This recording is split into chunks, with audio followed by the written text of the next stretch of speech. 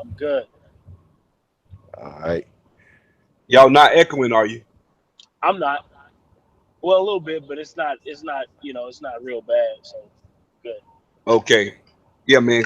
Guy King, a real sharp brother, man. He got an up and coming channel, man. He pretty good. I've been listening to his stuff. He him and City of Truth 91 have been, they kind of, well, I ain't gonna say he got involved in that. Ron Wills, Ron Wills made some big video about imprinting, and um, City of Truth 91 jumped in and just, basically said why he dislikes him. It spiraled out of control, man.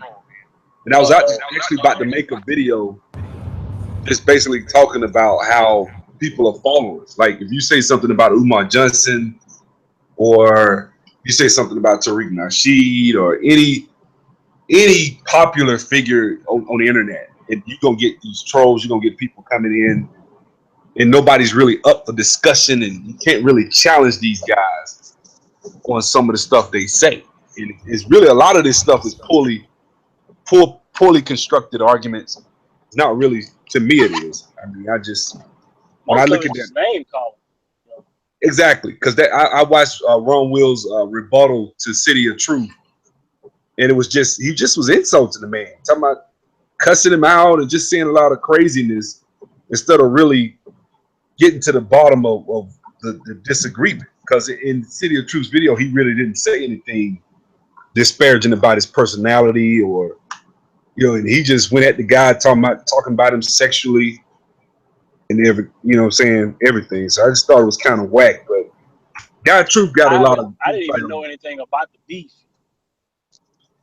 Yeah, it was a little short. City of Truth didn't really engage him, but it was just Well, kind what of was the whack. beef? What was the beef over?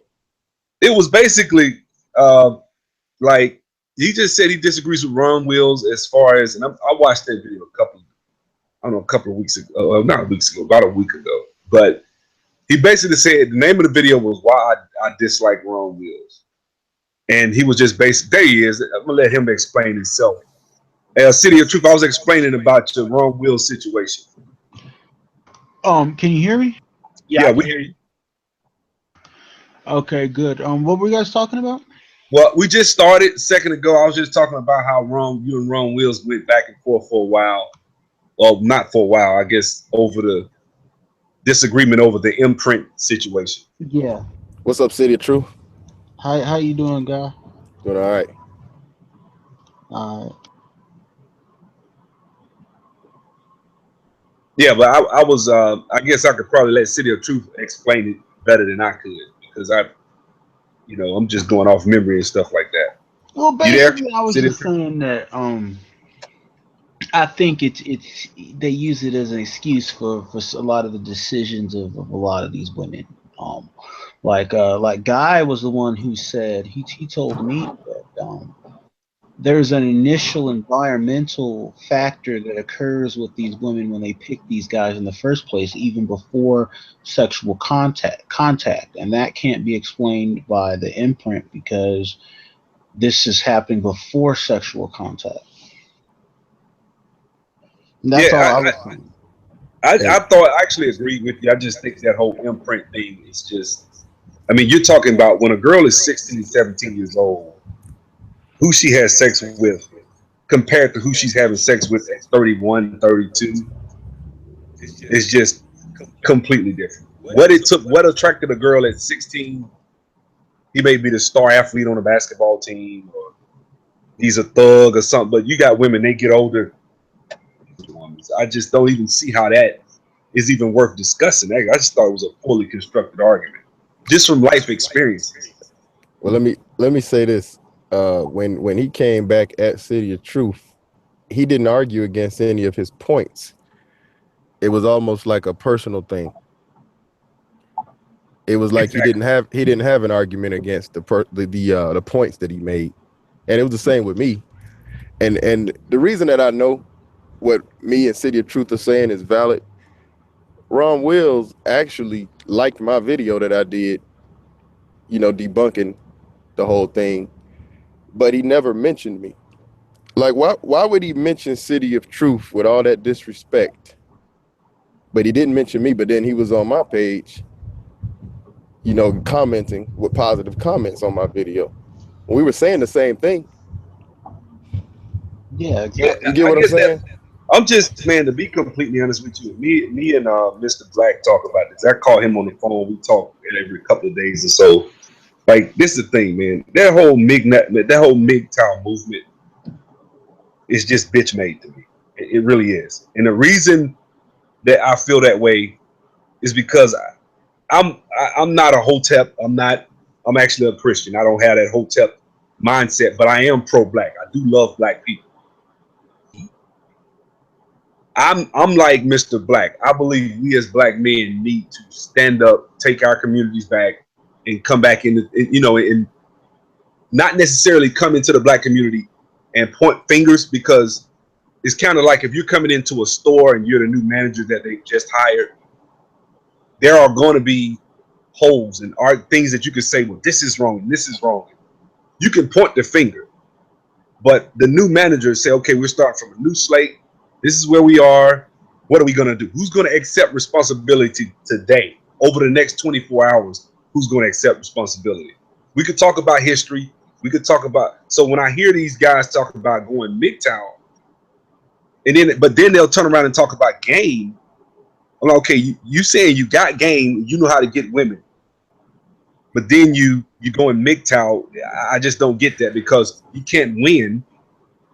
So it's kind of like, well, damn, what's the game for? I got a So problem with all the guys that are doing the game. Like, I'm not gonna lie, a lot of that stuff is real, and I've learned even a little bit from it myself.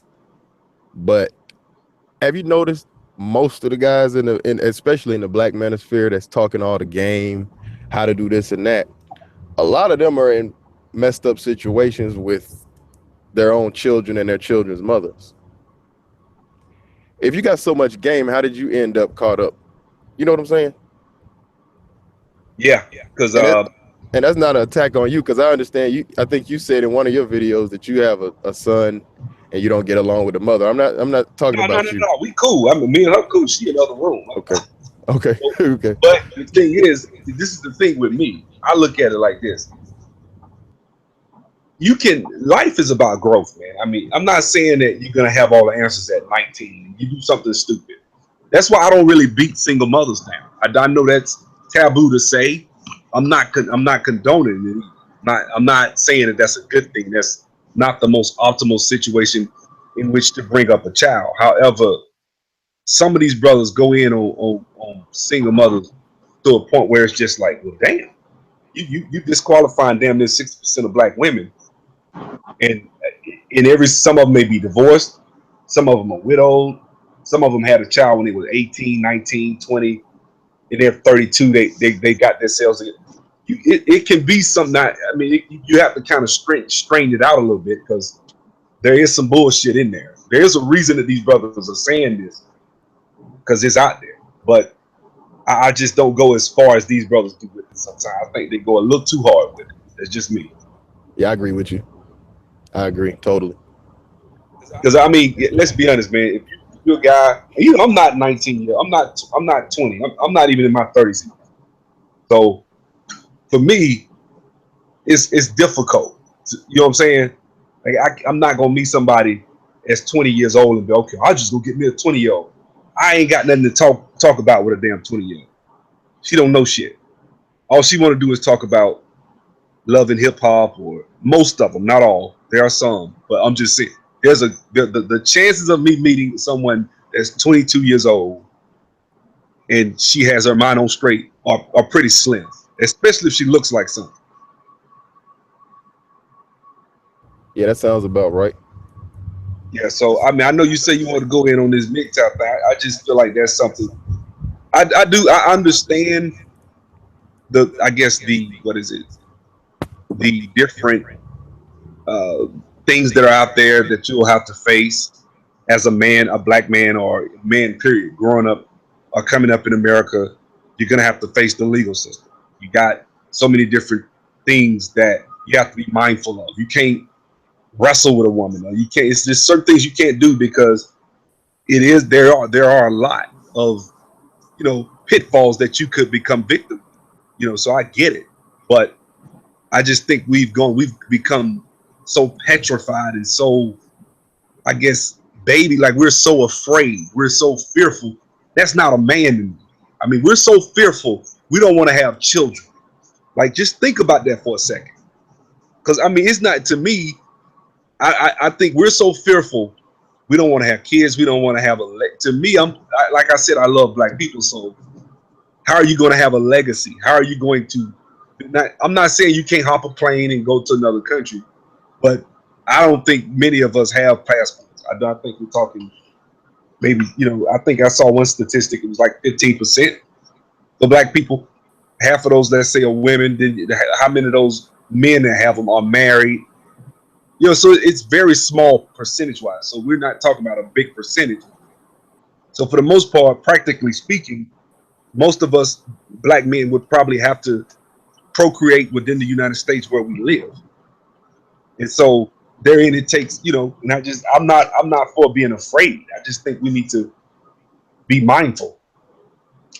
Yeah, I think my take would probably be a little bit more controversial. I don't. It's funny because I don't really mind if the low-seated, low intellect brothers. I wouldn't mind if they went MGTOW. I don't mind because I just don't feel like their genes, in my opinion, are that valuable to pass on. It's just me. But beyond that, also the whole go overseas deal. I just think if you can't handle the women here, I just don't understand how these same guys are going to be able to handle the women overseas, because it's the same games, man. I mean, yeah, these women probably a little bit more docile, a little bit more willing to please, and I would even I would argue that a lot of it is just circumstantial. At the end of the day, they're willing to please according to their particular situation.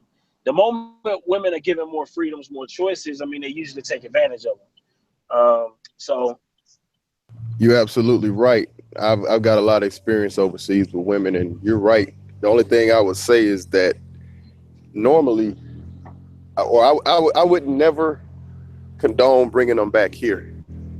Basically, exactly. you So got to what's keep Well, them let me in ask you, private. how can you so you function? can't bring them. Hold on, let me ask a question. So when I hear that, because I hear Charles Tyler say that a lot, how can you function as a family if, I mean, unless you're willing to uproot your life and move to that country and be around your children on a consistent basis? How can you function as a family or even be somewhat of a solid father or dad when your children live in Uganda or your children live in Ethiopia and you live in the United States and you come over twice a year? I actually know situations like that. And to me, I believe you can get a woman from overseas. I actually I stayed overseas when I flipped houses.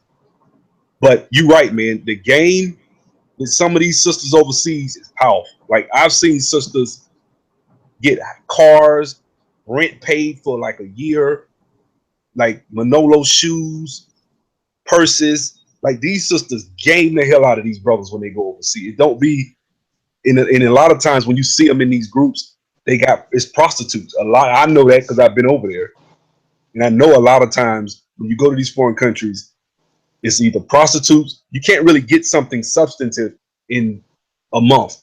You really can't, or even, and that's if you get a month. You're right. You're right. I don't think you can function as a family like overseas. I would think you would have to move.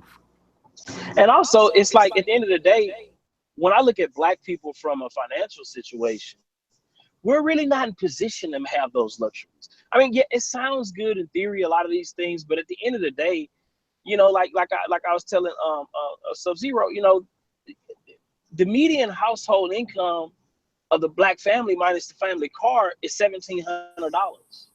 I mean, and then if you juxtapose that to the median household of the white families, you're looking at $100,000 in contrast. So where are we getting all the, like, the thing about it is we have deep systemic issues right here in America that we need to fix. Going outside of America to try to rectify some mistakes that we've made here are not going to fix any of our situations. Matter of fact, it'll probably make them worse and exacerbate an already problematic situation. So, you know, I'm looking at wealth situation. I'm looking at, the fact that 14 million of our homes are below the 50 percentile rate in terms of wealth. The fact that that we have such a small margin of people who actually have over $400,000 in liquid, not even necessarily in liquid, just in general wealth. Period. I mean, you're talking about the 1% of Black America. You know what I mean? So it's like we had like I think Black people in general are kind of living in this fantasy world, like to where we think that we think we're white. We think that we are doing much better than what we really are. We're living vicariously through a lot of these celebrities, and in reality, we're broke. We're broke people.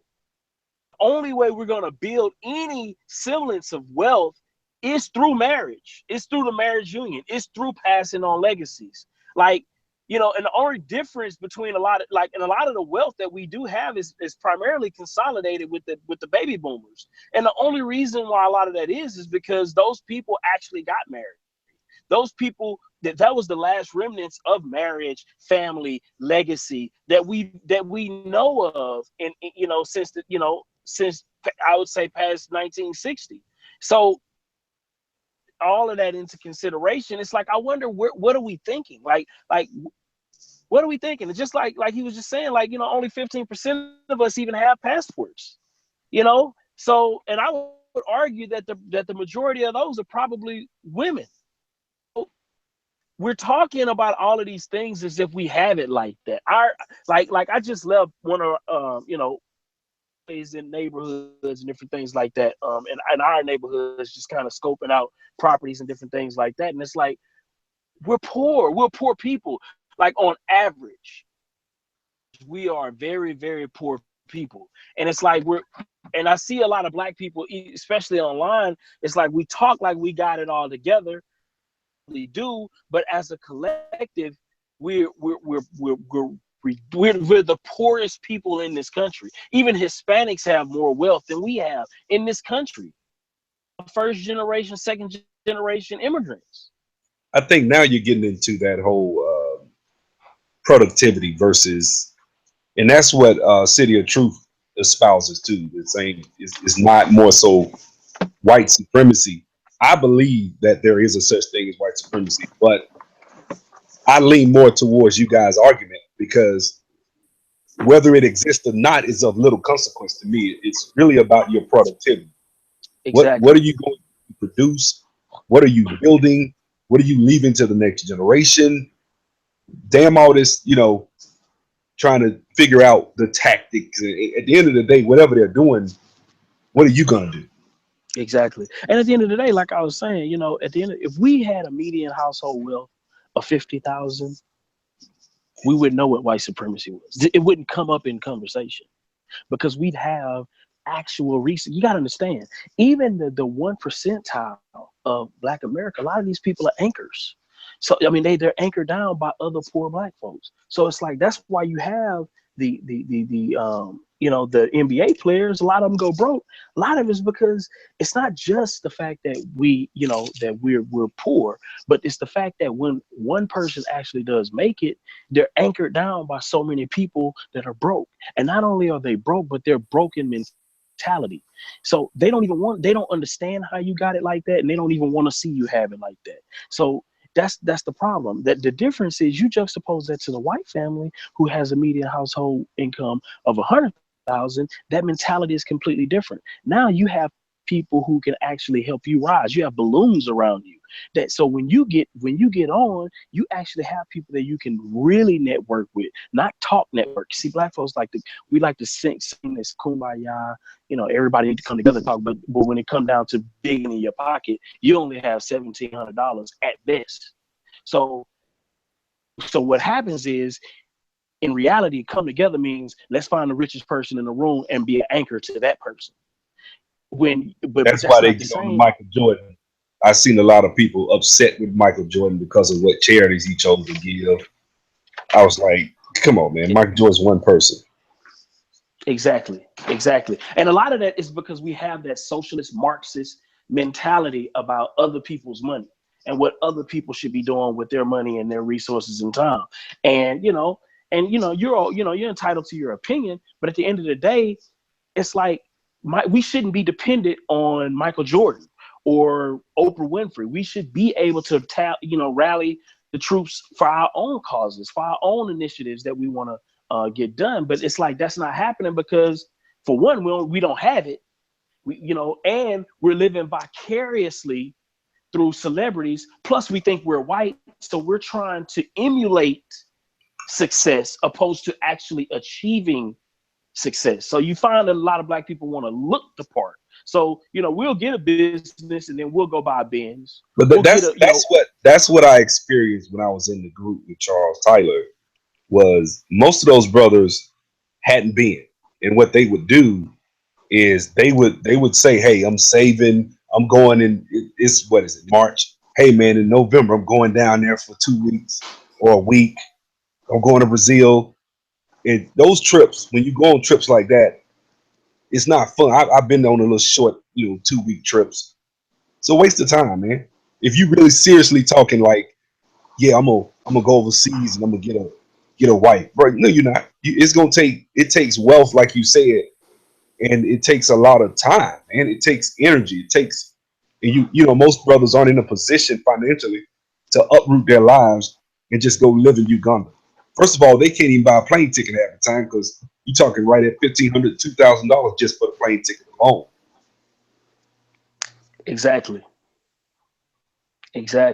So it's like what you find is it's a lot of emotional escapism, from black men and black women. We both do it, but I think primarily with black men, the reason it's so sad is because we are supposed to be, that rock, that rock of truth that is rational and that can look, see the forest for the trees and see through things. But the funny thing is, we have men who are saying they're going to join a MGTOW movement. Like, see, it's almost like how when black women join the feminist movement, it's like, what are you doing? Like, Yeah, black men are on a press. You understand what I'm saying? And on top of that, we don't have the resources to make those kind of mistakes.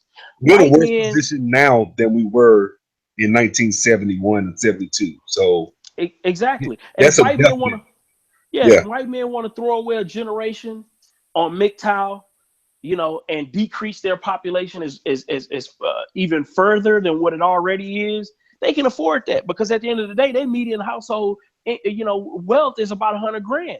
So it's like they can afford to throw away a generation. We can't. We can't even entertain them. We need to listen. Our higher IQ black men need to be making as many babies as possible in this current arena. Like, they just need to be. So that's just what I think. No, Make babies with who though? Well, I that's the mean, hard part. no, no, I You don't. can't be reckless. You can't be reckless. No, I don't think reckless, but I do think, and this is just me. And this is the thing, man. Like, you got a lot of intelligent brothers on the internet that have given up. They've lost their fighting spirit. They don't believe that they can find a quality sister out here to procreate with or have a family. I disagree. I think it just takes the same amount of effort that it would take a black man. If you tell a black man, hey, you're not gonna make it to the NBA, these are your chances. Look at how many brothers bust their ass and dedicate their whole life, blood, sweat, and tears to try to make it to the NFL or the NBA. I mean, I know guys that tried up until they was 32 years old. I They would, were Wow. we're optimistic about the wrong thing. We're optimistic about the sports. but I would only disagree because the system is still what it is. The environment is still what it is. No But yeah, matter but what we try to the find. reason I'm saying this, I don't. I'm gonna say this. I've met quality, so it's kind of like I've been around. Because see, when these brothers say this, it's almost like what are they? What are you saying, that you with your whole life and you haven't met one quality woman? What are you doing? Because then you have to, the same way we can hold these sisters accountable and say you been out here, every nigga you date is a thug, pants sagging, dreaded out nigga. Well, what are you doing if all you doing is dating hood rats, or you dating women that just got an effed up mindset? What are you doing? But my thing is, what good is the quality if the system is still the same? If you know what he was saying, what what Mr. Black was just saying was two black people procreating and bringing forth high IQ children. So Yeah, that the sounds system, good. like when you have intelligence, you can create certain, because black, we're very creative. And as long as there's a black, as long as there's a black child, there's a future, there's always hope. And if you give, and what he was saying earlier, which I agree with, when he was like, if you have low IQ people procreating 5 and 6, both Quita and Pookie and Junebug putting out 10 kids, and the educated brothers out here talking about they MGTOW, or they're afraid to because they fear the system, then it's sending us down a bad direction. Because guess what? You and me gonna die, and the only people that's gonna be left are those 10 kids that they popped out. What are Yeah, they gonna do? I would partially agree with you, but or agree with most of what you said. But think about a lot of our so-called intelligent women are still choosing the degenerate men. They would prefer them over us I, anyway. I disagree, and this is why I say that. This is why I disagree, because if a brother got himself together, when I say together, I mean you got your career, you make good money. You most of the time, bro, you could get a woman. I ain't met too many brothers that make good money, that got themselves together. That, and I'm not talking about, if you don't got social skills, then you lacking something. But if you a brother and you educated, you got good, decent social skills, not great, but decent, you ain't got a problem getting a woman, man. I've never had a problem getting women, ever. Like, that's always been easy from elementary and on up. Like, do I see, like, I'm from Montgomery. Montgomery's a hood city, right? So I feel where you're coming from. It's easier for certain guys, especially in certain cities, like Montgomery being a hood city. If you a thug and you live in Montgomery, Alabama, you don't have to put in the work that a brother like myself would. But at the same time, it doesn't stop me. I still succeed, and I had quality choices. It wasn't that, I but I had to work harder than the guy that had this, wayward look about it. I guess too, sub is, you also got to take into consideration the reason why I do kind of like try to be empathetic to a lot of the brothers that do complain about sisters not choosing them, is the fact that at the end of the day, how tall are you again? Who, me? Yeah, 6'2". yeah, you 6'2". So you're in the top percentile of men off top. So off top, you're in the top percentile of men, and on top of that, you're upwardly mobile, very articulate. You know how to, I'm sure you know how to carry yourself. You make a decent income. So you're in the top percentile of black men.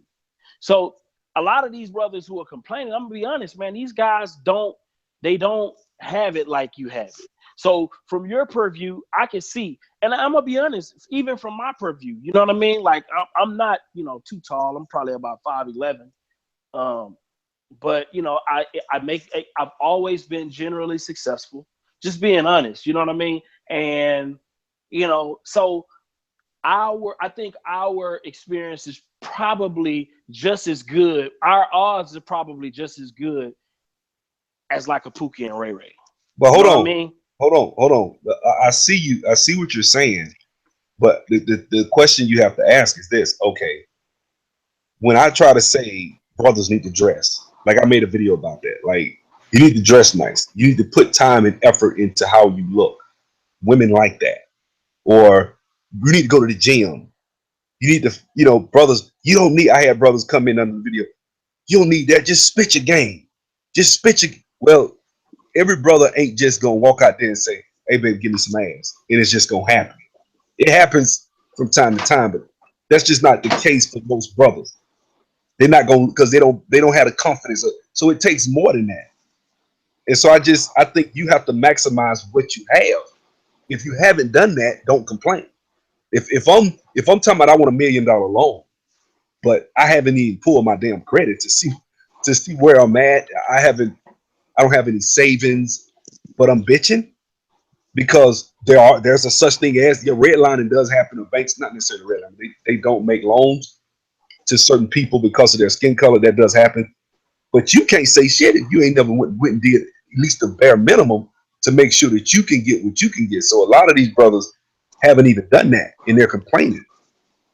Yeah, that's true. That's true. That's true.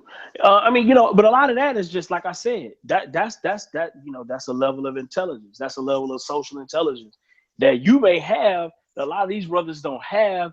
And to be honest, man, it's been some correlative studies done on men who tend to be a little bit higher IQ. They tend to be a little bit more socially awkward, just on average. Not all the time, you know what I mean. But I'm just saying, like, it's a lot. Once you start going up there, man, in intellect, you can see it's a correlation between nerdiness, social awkwardness, and then when you're in a black community, black women just not going for that, man. They just they just not going for it, man. I can't front on that, you know what I I mean, mean? Yeah, but you I know was who shocked. does get with I, those men though? Who? White women? Asian women, no Asian women, because you guys watch Vlad TV? A little bit, yeah.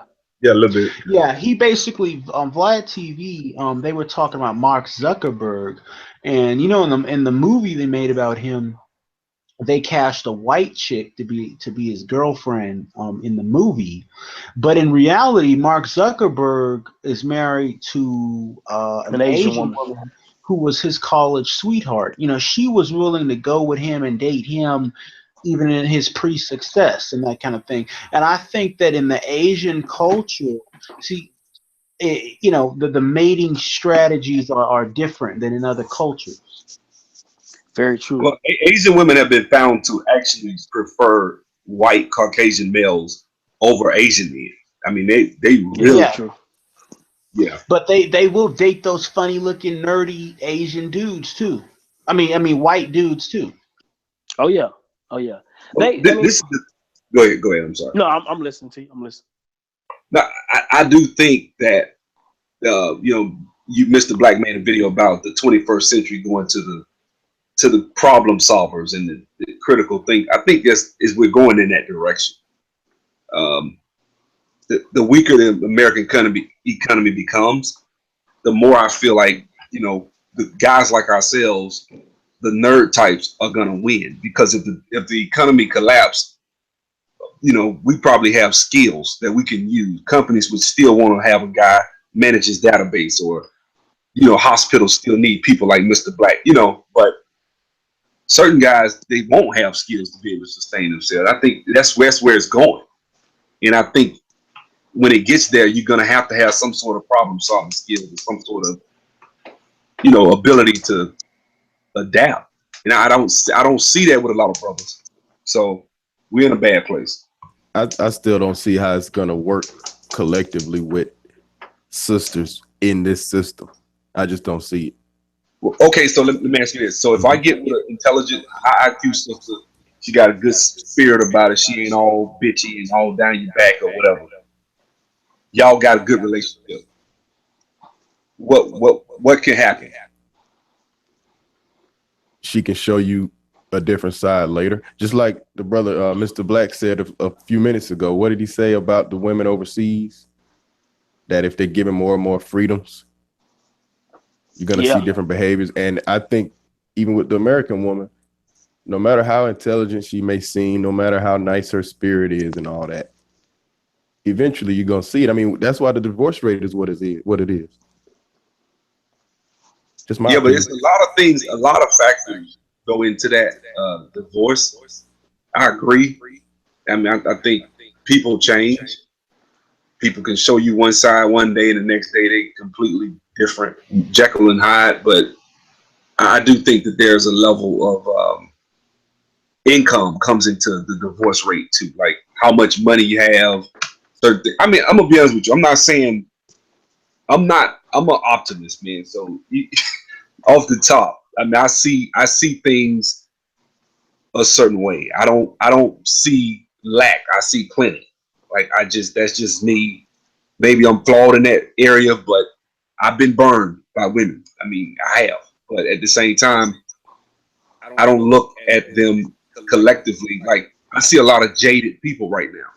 I see a lot of jaded brothers out there that, and I actually had a jaded sister come in on I was up under Angel Ramirez post he had, and I made a comment about, I want to see black love, and this sister came in like, well, the reason we date white men is because we don't want to be treated like trash, and I was like, okay, so she said her father treated her bad, so because of your dad, every black man that you see ain't hitting on a damn thing.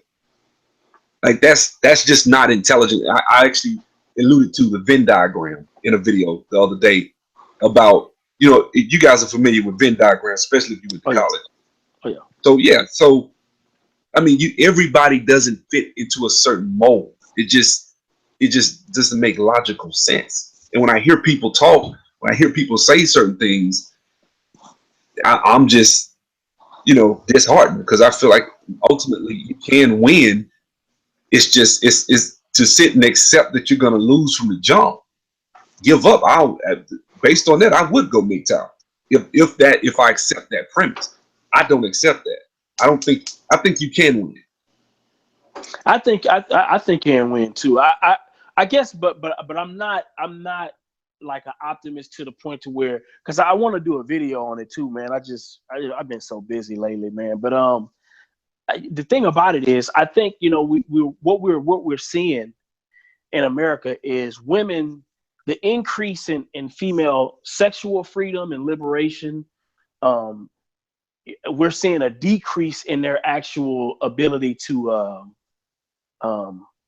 maintain healthy, stable relationships, and I'm seeing more and more, sexual freedom and liberation in a lot of the black women as well.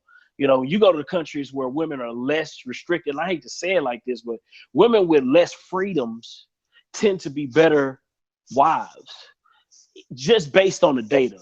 You know what I mean? Like, if you were to say for instance, if you go to like some of these other countries where women or sexually restricted, and then, the irony of it is, they're not only better wives, but they're happier women. The women tend to be happier overall, opposed to You took the like words the out of my women, mouth. Go ahead.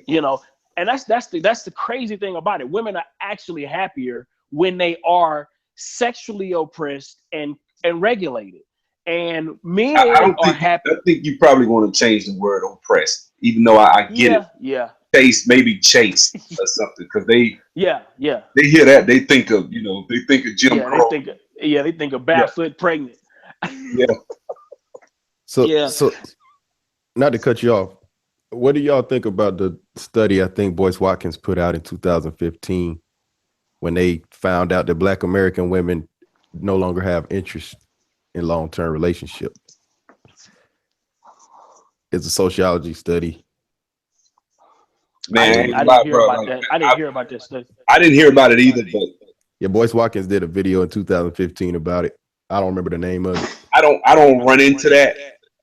I don't really don't. Like, I've seen a few, but I don't run into that. And I think a lot of times when it comes to studies, I know this is gonna sound bad, because people love to you give people facts, that's not true. But when it comes to something like that, I'm kind of like, who did the study? Because they actually did a study. Somebody did a quote unquote study saying that most homosexuals haven't been molested, and they come to find out there was a reason behind why, or even some of these pharmaceutical, experiments that they do are funded by the pharmaceutical companies. So I'm real skeptical of that when you say, because I do think that there's especially black women, I think there's a high percentage of them that still want traditional relationships. But I I do think think that I agree with Mr. Black. Yeah, I think it's probably a high percentage of them that want the idea of marriage more than they want the actual reality of marriage. Exactly. I do believe that, because the thing about it is, now I'm not saying that they don't. I'm not saying that they don't want to be married. I think they want like a fictional version of what they believe marriage is based on what they see on TV, what they've seen emulated in commercials, and just in media as a whole. I don't think a lot of black women are interested in the true work of marriage, or black men either. To say that, I mean, because I mean, the true institution is work. And I study a lot of the Jews, man, and how they love on their children and how devoted they are to marriage, the concept of marriage and family. I mean, these people are extremely family oriented, and they do everything possible to help their children throughout the rest of their lives. So, like when you're a Jewish parent, you're going to be there counseling those kids through their marriage. As long as they're your child, it's like they're never not your child. They fight that whole time, and in my opinion, that's the way marriages best work. Because you're gonna have problems, you're gonna have situations that come up, you're gonna get disinterested, you're gonna fall in and out of love. All of these things are gonna happen. You're gonna go through a range of emotions. I would assume. So let me ask a question. I got a question for Guy King. What I'm the type of person, me being an optimist, do you feel like going out into society with an optimistic attitude but being cautious, because I'm not stupid. You know what I'm saying? I understand. I've seen it all. I know how people change. Like you said, I agree with you. What would you say what advice would you give someone that wants that? Like a black man, you got a black brother, he wants that. What advice? Because what would you say he should do? Should he give up, or should he? No. I know you don't like the MGTOW. So no, I don't say give up. I mean, if optimism works for you, I just say good luck. But I can't see it at the collective level. I can't see it. I mean, you seem to think that there's a higher percentage of these intelligent women out there than I'm seeing. Where are they at? No, I think this, man. Like, to be completely honest with you, if I just get in the car, I live in Atlanta. I don't know where you live at. If I get in the car on a Friday, go to the club, I'm gonna probably run into that. I'm gonna run into what you're talking about. Or if I go certain places, yeah, you're gonna run into that. But it depends on how you do it, how you choose. Like some years ago, when I first moved up here, I was up there at Wet Willie's when they first opened up. I was talking to a guy. He was like, "Yeah, man, I work at this place called Single Atlanta." He gave me his card, and we went to. Well, actually, he basically told me a lot of the good quality. Because I actually talked about that. I was talking about how messed up it is. He's like, "Man, a lot of the good ones don't go out. They're not interacting with certain guys. So you have to kind of be. You just have to find other ways, man. You can't just think that you're gonna just go out the traditional way and go to the club.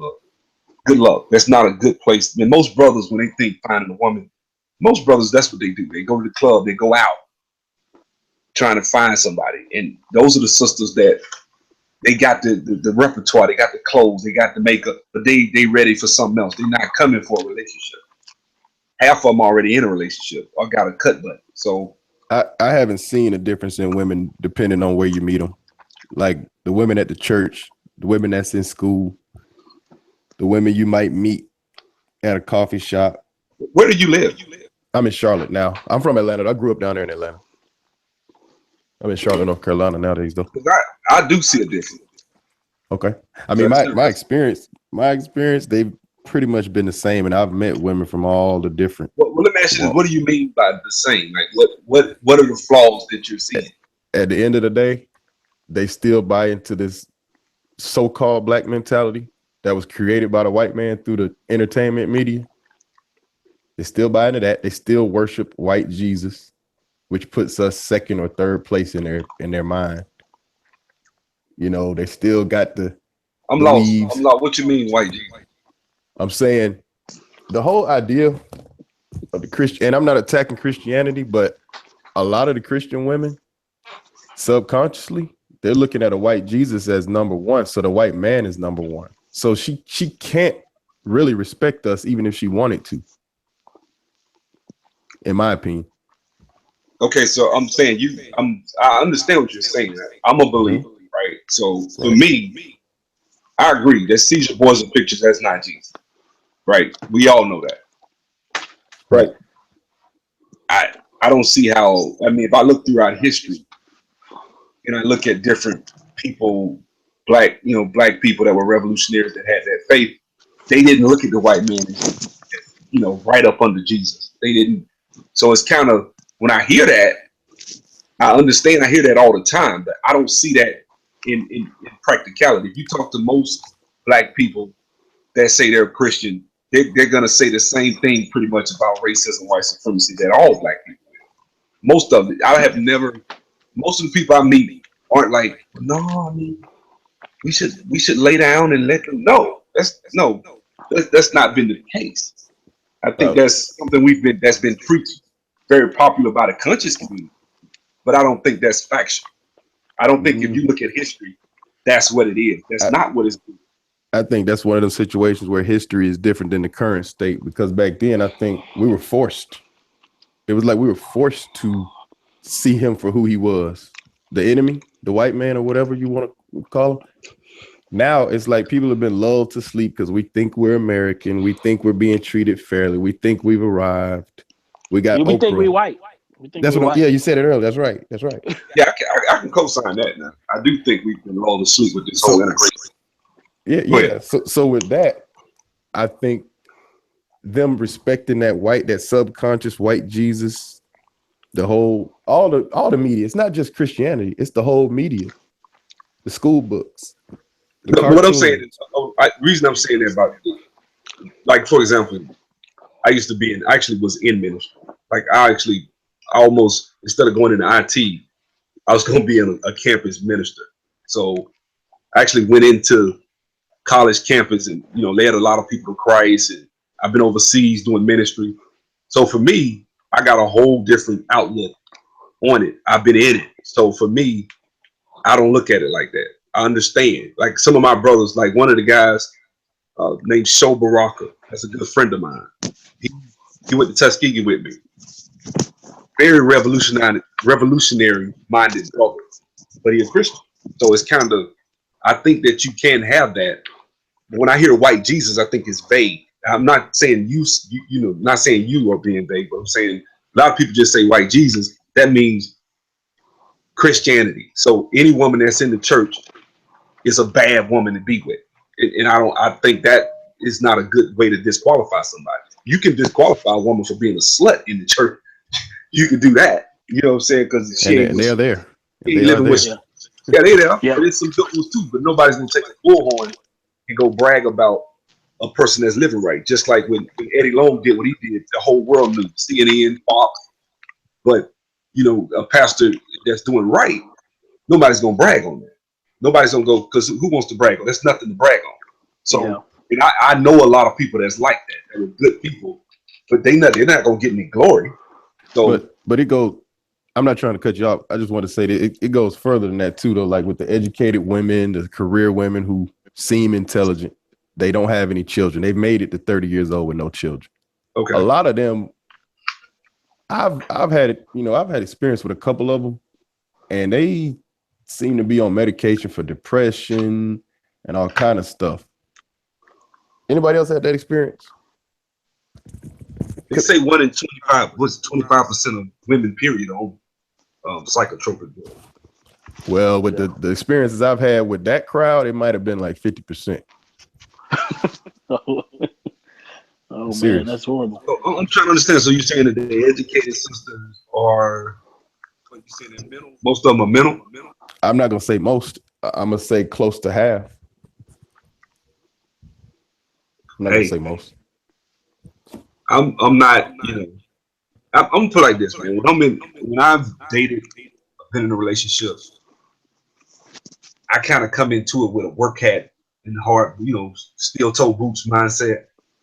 Because I know I don't give a damn how fine she is, how fat the ass is. It gets old. It gets old. So for me, it takes more than that. But I feel like I've been, somewhat successful with it as far as the types of women I've been around, quality. I just don't consider it. Therein is my disposition. A lot of brothers are very, very, very no nonsense to the point where if a woman farts, oh my God, she's no good. I seen that. So I'm when I sorry, hear I didn't hear you. Can you say that again? I'm sorry. a lot of brothers are so no nonsense to the point where if a woman farts, Oh, a right. lot of brothers are very I'm listening to, and I'm not talking about you. I'm just saying some of the things I hear. I say, okay, what specifically are you seeing? Well, these women are. I'm like, okay, you got a high percentage of women that don't meet that criteria. That's what I'm saying. So even like with what you But then, said, that means half of the black women that you meet that are career oriented, don't have kids at 30, don't have kids. That's actually a high percentage. If you're just talking about you're just one man at the end of yeah, the day, it's if just me. you're Yeah. looking, not saying you looking because your business is your business, you do what you want to do. I'm just saying if you're looking, if you were to look, you still got 50% of them that don't got that's not on psychotropic drugs, even if that's the case. Well, then you get into the whole thing about how many of educated women, intelligent women are attractive. That takes Yeah, away a but you whole in lot more of Charlotte, it. you in Charlotte. I've been up there. Like I used to work for USLAs. I was living in Montgomery at the time. I used to hop up there to Charlotte. Charlotte got a few of them now. Charlotte, it's some cool ones up there. Like I don't know, man. It's just I Now, don't there's know. still a few of them. I do think a lot of brothers are jaded because they live in fucked up cities. I'm gonna be straight up. Like I can see why a brother living in Montgomery, Alabama would have that mindset, or in other cities. But in cities like certain cities, I don't see that. I find that a lot of these sisters don't know how to coexist. Like for me, the man needs to be leading. And if the man's not going to lead, it's really not going to work. But let's just say if the man was going to step back and let the woman lead, it's like she loses respect for him at that point. You know what I'm saying? For sure. So it's like either way it goes. So then the other choice is to coexist where there's not really a leader. You're just kind of together. But black women don't know how to do that. I probably could do it. I think brothers probably could do it. They could coexist with a woman. I'm gonna say this, man. This is something I always say. As jacked up as the American system is, uh, to me, like I got a son, I got a 13-month-old, right? To me, it's worth it, regardless, because and I said this when I take my last breath, my son, I've it's gonna be someone left on this earth that not only has my DNA, but Lord willing, if I live long enough, I'll be able to instill principles and understand. He'll be able to go out and go way further than I am because a lot of stuff I didn't really realize I was in my mid-30s. So for him, I can put this stuff in him at 5, 6 years old. We're gonna start a business at 7. We're going to business conferences. We're gonna do a lot of stuff. And for me, the shit that I would probably have to deal with all this stuff, bro, I'm not arguing with you. I think a lot of the shit you talking about, real talk, is legit, is a legitimate concern. But fuck it, we so fucked up right now. If I get a female and she's 75% there, fuck it. I'd rather deal with that. And I got my child. I got a legacy, so that when I leave, I built something. You can tell I was here, and I made a lasting effect on this earth. That to me, that's just to me, that's the biggest part of being a man. It's just like in Troy, the movie, when the guy said, "You're not afraid." He's like, "Man, that's why nobody ever remember you." When Brad Pitt told him that, you got to be willing to go out there sometime and take that risk and not get so caught up into what could happen. Or, you're right, man. Dealing with women, it's work, bro. Trust me. It's not so much that I'm caught up in what could happen. I'm caught up in what I see happening. This is Yeah, I'm history. not saying. I'm saying this, bro. I can come up. I'm only a couple hours away from it. I can get your phone and come up there. I bet you can meet somebody that meets most of your criteria. You can meet somebody that meet all of them. But I'm saying for me, now this is me personally. You probably don't have no kids, but for me, No, I don't. it's worth it. It's worth it, man, for me to know that I did that I have a legacy. You know what I'm saying? That's important to me. I'm not saying I'm not saying it's not important to you, because I'm sure it probably is just listening to you talk. But I hear what you're saying. when you get there, because I feel like you will one day, you're gonna have somebody. But when you do, that's gonna be important. That's the most important thing, is to what about the future? Because John Rockefeller was thinking about David Rockefeller. You see what I'm saying? And I'm thinking about somebody I don't even know their name yet. But that's who I'm thinking about. That's who I'm building for. So for me, it's worth it. I'm not afraid. That's why I'm trying to put myself in a financial situation where I already have, to a certain extent, where I can at least afford certain things, so that I don't fear that stuff, because I know in the long run it's worth it. I hear you. That's to each his own. I wanted to jump in on that whole religion thing too, man, because I tend to be a little bit more agnostic.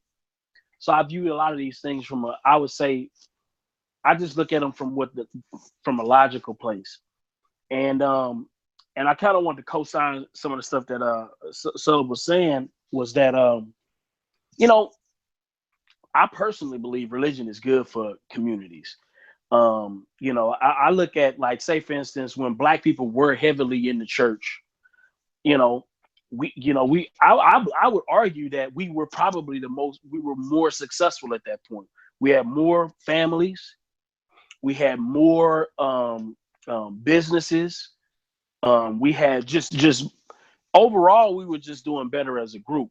And I personally think, even if you take all of the religious aspect, whatever religion you want to believe in, even if you just look at it from the discipline aspect, how it's a natural, it blocks a lot of sexual freedom from women, which is good.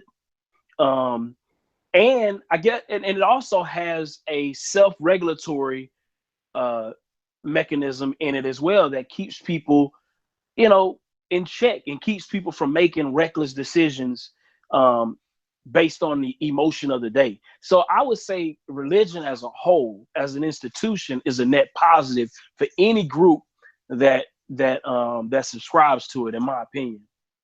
Let me say this, man. I've never said this. It's kind of personal business. I really don't put it out there, because people, first of all, you think I'm lying. When I was real heavy in the word, in the ministry, and getting up every day reading the word, bro, I went 3.5 years without having sex. I was serious. I wasn't playing. Mm-hmm. So I know for a fact it's real. Like, people, and I'm not trying to proselytize or witness to you, bro. I'm just telling you that that's what my personal experience was. I can see how a faith would benefit someone if they adhere to it. Exactly. Adhere to it, we would probably function like the Jews, technically. That's exactly. True. If we adhere, Yeah, and if they didn't have no fault divorce, we probably wouldn't have a divorce rate. Yeah, that's true too. Look, So it's I'm a lot for of getting rid of. ifs. Yeah, We can I'm say getting. ifs all day. Yeah, you're right. You're right. I'm for getting rid of all of that crap. I mean, I just don't feel like the government should be in people's relationships. Period. Me personally, yeah, outside of signing marriage certificates, and honoring them, outside of that, I don't think the government. actually, a marriage certificate gives the government the right to anything that comes from that union. So the family Bible actually legally still stands up in court as a legal document. You are technically, that's all you really need, but you get that marriage license, and what happens if you have children? They by default they can come take your children when you die. The husband dies or something, the state is in first position. They can come take stuff. That whole license, you don't need none of that. You really don't. Yeah, I agree. Like I'm for look, all of that, even child support. I think they need to get rid of that. No fault, all of that crap, man. Just get rid of all of it, and I bet you things would just naturally self-correct. Oh, they would Naturally self-correct. immediately. Oh yeah. Immediately. Let women realize that they got to pick a good man to make babies with. The Right. moment they realize that, trust me. I mean, that's an airtight argument. I actually had people disagree with me on that. I really don't see how someone could disagree with that. Like, You know, I just don't see it. You get rid of all these programs, women gonna be like, get a job, pull your pants up, get a job. That's why they used to call a gun a Saturday night special, because your ass had to have a job Monday through Friday. Oh yeah, oh yeah. You know, I mean, and then not just that, we're taking away the natural instinct of self preservation. See, when you remove people from that instinct, you get dysfunction. I mean, in any time you manipulate the market, any market that you manipulate or subsidize, you're gonna subsidize more dysfunction. If you subsidizing no marriage or children, or children out of wedlock, you're just gonna get more of it. So I think we can get the government out of that. That's why I am conservative, and I'm not gonna say necessarily just Republican, because a lot of Republicans are very liberal these days too. But that's the reason why I do vote conservative, man, as conservative as possible, because I know, I wish we had a black conservative movement, you know what I mean, that can specifically deal with our issues. Actually, you do, but they don't listen. The Republican Party doesn't respect it. But yeah, you do. We need something like that, because I mean, we need to get back to the things that work, man, as a group of people, man. And I think we definitely need to stop living vicariously through a lot of these celebrities, thinking that we rich, thinking that we got it like that. We don't have it like that. And just being practical, man, like very, very practical in our approach. Let me say this. One, I normally don't agree with BGS on a whole lot of things. One of the things he said that was correct was that basically the Black American woman is done.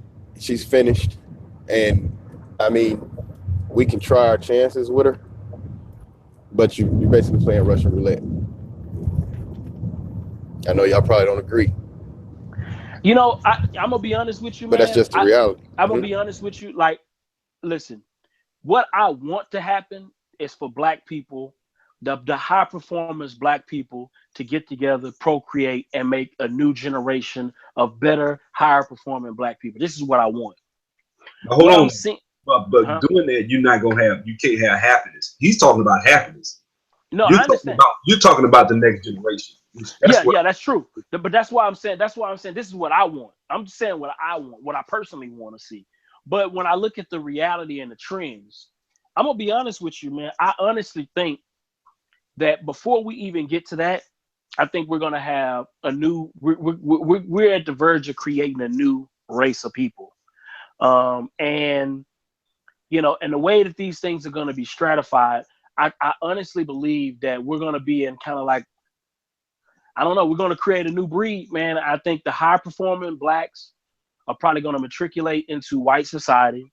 They're going to make babies, and we're going to have what I like to say, what I like the Barack Obamas. We're going to create the new super babies, and I listened to BGS at Moore's video on that, and I really believe that's where we're headed.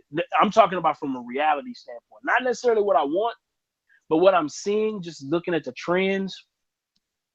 I think you're right. I think because a lot of brothers are giving up. So when they give up, a lot of these sisters are going to go to the white community. First of all, because they have an economic infrastructure. We don't. So he got all that system behind him. She's going to look at that as a benefit. So off the top, that's where she's going to go. And once they have mixed kids, they ain't finna date Black. Most of them are. They're going to go right back white. Would you guys agree that pretty much all of us, even the best of us, are sick based on what has happened to us here? We have a certain sickness. No, I mean, what do you mean? You don't think so? I'm saying just the whole after effects of slavery, Jim Crow, and everything else, this recent fuckery that they got us on through hip hop. Let me say this. I feel where you're coming from. Systematically, you can run a line all the way back to slavery, Jim Crow, sundown towns, COINTELPRO, right, drugs, crack, everything. Yep. I mean, I get it, but I'm kind of at the point like I'm looking at me as an individual, and I'm looking at what we have collectively today and what we could do. we're the wealthiest black people on the face of the earth. But I'm kind of at a point I can't really make excuses for us anymore. Like, Well, what I I've done that. I yeah, think if you keep telling us, let me say this: if you keep telling brothers they're sick, most brothers are fucked up. Most of us are fucked up. We're not. Most of us aren't even in the positions that we are on this damn Google Hangout. Most of them aren't probably. So what are they gonna do? They're not gonna get out here and be productive. So I lean more towards I'm a drill sergeant. Get off your ass, do something. Nobody gives a shit. If somebody pull you over and choke you and kill you, and you're an innocent man, they wouldn't care on camera. So it's kind of like where we are is of little consequence right now. What are we gonna do about it? That's what just me. what I was gonna say, that if we are all, suffering from whatever we're suffering from what happened to us, wouldn't it make more sense to breed the sickness out with somebody else who didn't go through that experience? So what are you saying? I'm saying we find women of other cultures. I'm not saying we have to jump to Caucasians. I don't prefer that. But we find women that But didn't go. Oh, go is huh? that practical? Is that Yeah, practical for most brothers to find women? Oh, You got it's two definitely yeah, it's not. No, yeah. it's not. Just based on the numbers, it's not. But I understand what you're saying. The funny thing is, when you think about the breeding process and us breeding out, I don't know, man. It's like I personally think the more we breed out, the more we just gonna whiten out. 'Cause you gotta understand, we're only 13% of the population. Yep. Off top, Yeah, I'm we saying can easily be bred out in this country. sure. Like we think that like I don't I don't know if you ever seen like if you go look at Soledad O'Brien's children, her children are indistinguishably phenotypically white. Like if you walked up to her children, you would never think that they had any black like genes at all. Now, of course, we know that they do. If we probably would to do do a genetics report on them, I'm sure we'd find maybe 25% black. But I'm just saying, from a phenotypic standpoint, they are completely white. So it's a high, I believe, that us trying to play the breed out game, I think what will happen is we'll just lose ultimately. Yeah. And we'll just find ourselves, the lower rung of black people will just be worse off because they're going to still procreate, but they're going to procreate with the lowest of the lowest in the in group. So they're going to be a permanent underclass, similar to what you see in Brazil. But see, I don't mean Um, breeding out racially though. That's what I was trying to I say. know what you mean. I know what you mean. But even that, even with other cultures, I don't know. It's iffy. It's iffy because a lot of the reason why we would want to fight to maintain our racial progeny or whatever, or solidarity, is a part of our struggle. You take that to you let like we say, like the women teach the children. So you have another woman, right, that teaches the children from a global perspective, and then she teaches them, and that she indoctrinates them into that. Then what you're gonna find is that child is gonna run the risk of doing the same thing and hopping out. Well, they're not going You to have know, an identity. They're not going to have an identity of their heritage as far as what their ancestors went through. And when you take black people and if we go jump in bed with an Asian woman, it's almost like what happened with us when we integrated. Like you took one group of people that had no way of twisting the other people's arm if they did something they didn't like. Like if we go date Asians, they got a culture. They got Japan got the third largest economy in the world. It is kind of like we're in a disadvantage. We're at a disadvantage. Whereas if we build ourselves, we still maintain that identity. But therein, it is a dilemma. I'm not arguing with you, Mr. King, but it is a dilemma. It's not easy. But I yeah. do think we'll lose something if we start. We're gonna lose who we are. It's nothing for our grandchildren. They not gonna know. I can see that. Like our grandchildren could probably not know who the hell we are, what we did, or what it was like for us. Give us outside of this YouTube channel. That's about it. And I personally think this is our first time, I would say, in Black American history where we are probably able to start on an equal playing ground. Like this is our first time. I personally believe, like because we've been dealing with crap for like I mean the 20th century was hell for us. I mean, we just really probably got truly liberated in maybe the 80s or 90s, I would say. Truly to the point to where we can aspire for most things in this country. So if we were to do that now, if we were to take that the option to outbreed, I think we run the risk of like being gone. Like I believe we'll be forever diluted. And to be honest with you, I think the likelihood of us being forever diluted is probably more probable than us actually working together to build ourselves from where we are That's now. why I hate to hear people talking about, man, we all need to come together. Black, we've been saying that for forever, since I was a baby, man. I mean, people, I get sick of people saying, hey, man, we need to work together. We need to. That and the No, Chinese I stores. can't. That and the Chinese. I can't link up with a nigga that's gonna shoot a shoot a baby. We ain't got nothing to talk about. Like we not the same. There's nothing I have in common with you. I can link up with like-minded individuals, but that's a small group. That's not a big group. It's not. Exactly. Can I say this about the? I don't want to change the subject, but I want to say about the Black Manosphere situation, if that's okay. Go ahead.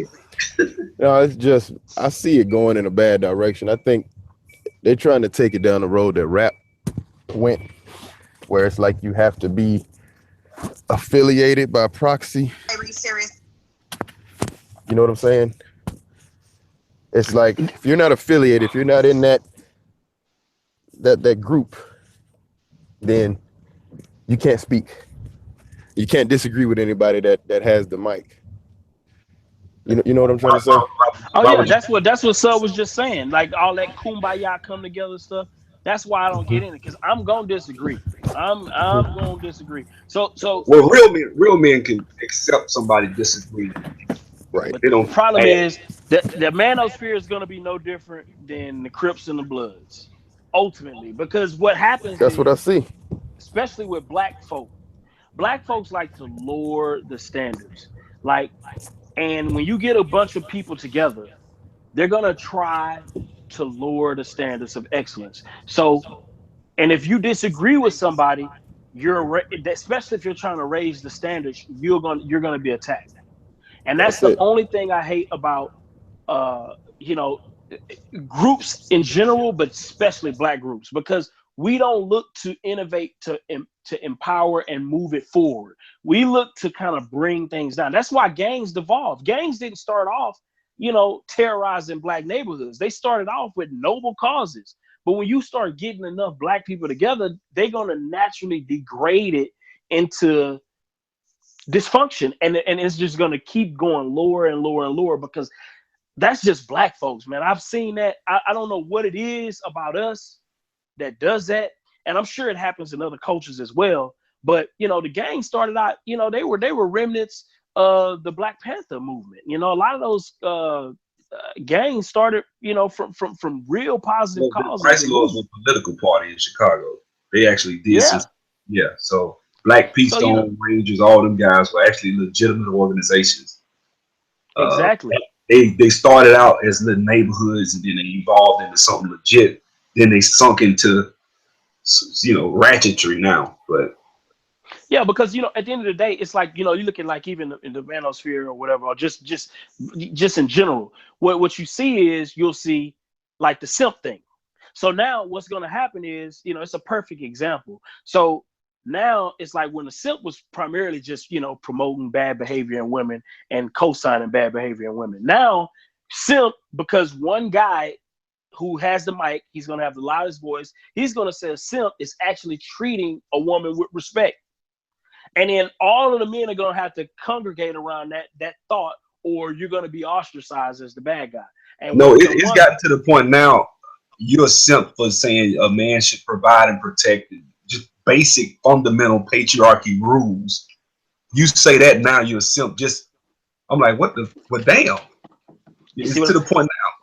That's what I'm I'm a saying. because I say a man. Well, shit. I mean, if you're gonna have a patriarchy, isn't that the way it's supposed to operate? Like it's just kind of chaos. And and that's what happens when you have one man who's inadequate with the loudest mic, with the most grab for attention. He's gonna say it, and everybody's gonna have to co-sign, or everybody's gonna be ostracized, and I actually it's gonna continue to degrade. I actually got I ain't gonna say I got into it. This guy was actually cool. I ain't got nothing bad to say about him. He came in my comment section and he made a point about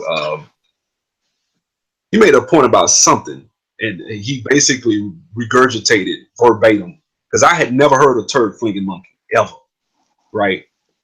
And Mm-hmm. so me and him, we went back and he gave me bullet points, and then I went and clicked on turd flinging monkey's video, and it was as if he stopped and paused it and recorded it and wrote back everything he said. I was like, damn, you know.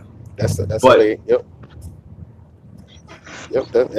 They doing that with Ron Wills and BGS too. the problem with those brothers, man, they're intelligent as hell. I'm not going to hate on them. There's some deep brothers and they smart, but your ass can be wrong too. You do That's not the know what whole thing. you're Yep. talking about. Yeah. But not so much Ron Wills, but BGS. He'll never admit when he's wrong. Have you ever seen him admit when he's wrong? That 8 hour hangout when you heard me first time when he did that, he said he started off talking about educated lanes, then he flipped and started talking about he had games since he was 19. And he didn't have those problems. He knew how to navigate. So I was like, well shit, man, why you bitching about educated lane, man? If Exactly. you so successful with women. Like I don't get that. So Exactly. it kind of but he kind of that shit was an ego fest. I'll tell you what BGS does, though. One of the tactics he does, a lot of his hangouts. Have you listened to the brothers that are on there with him? A lot of them dudes is dumb.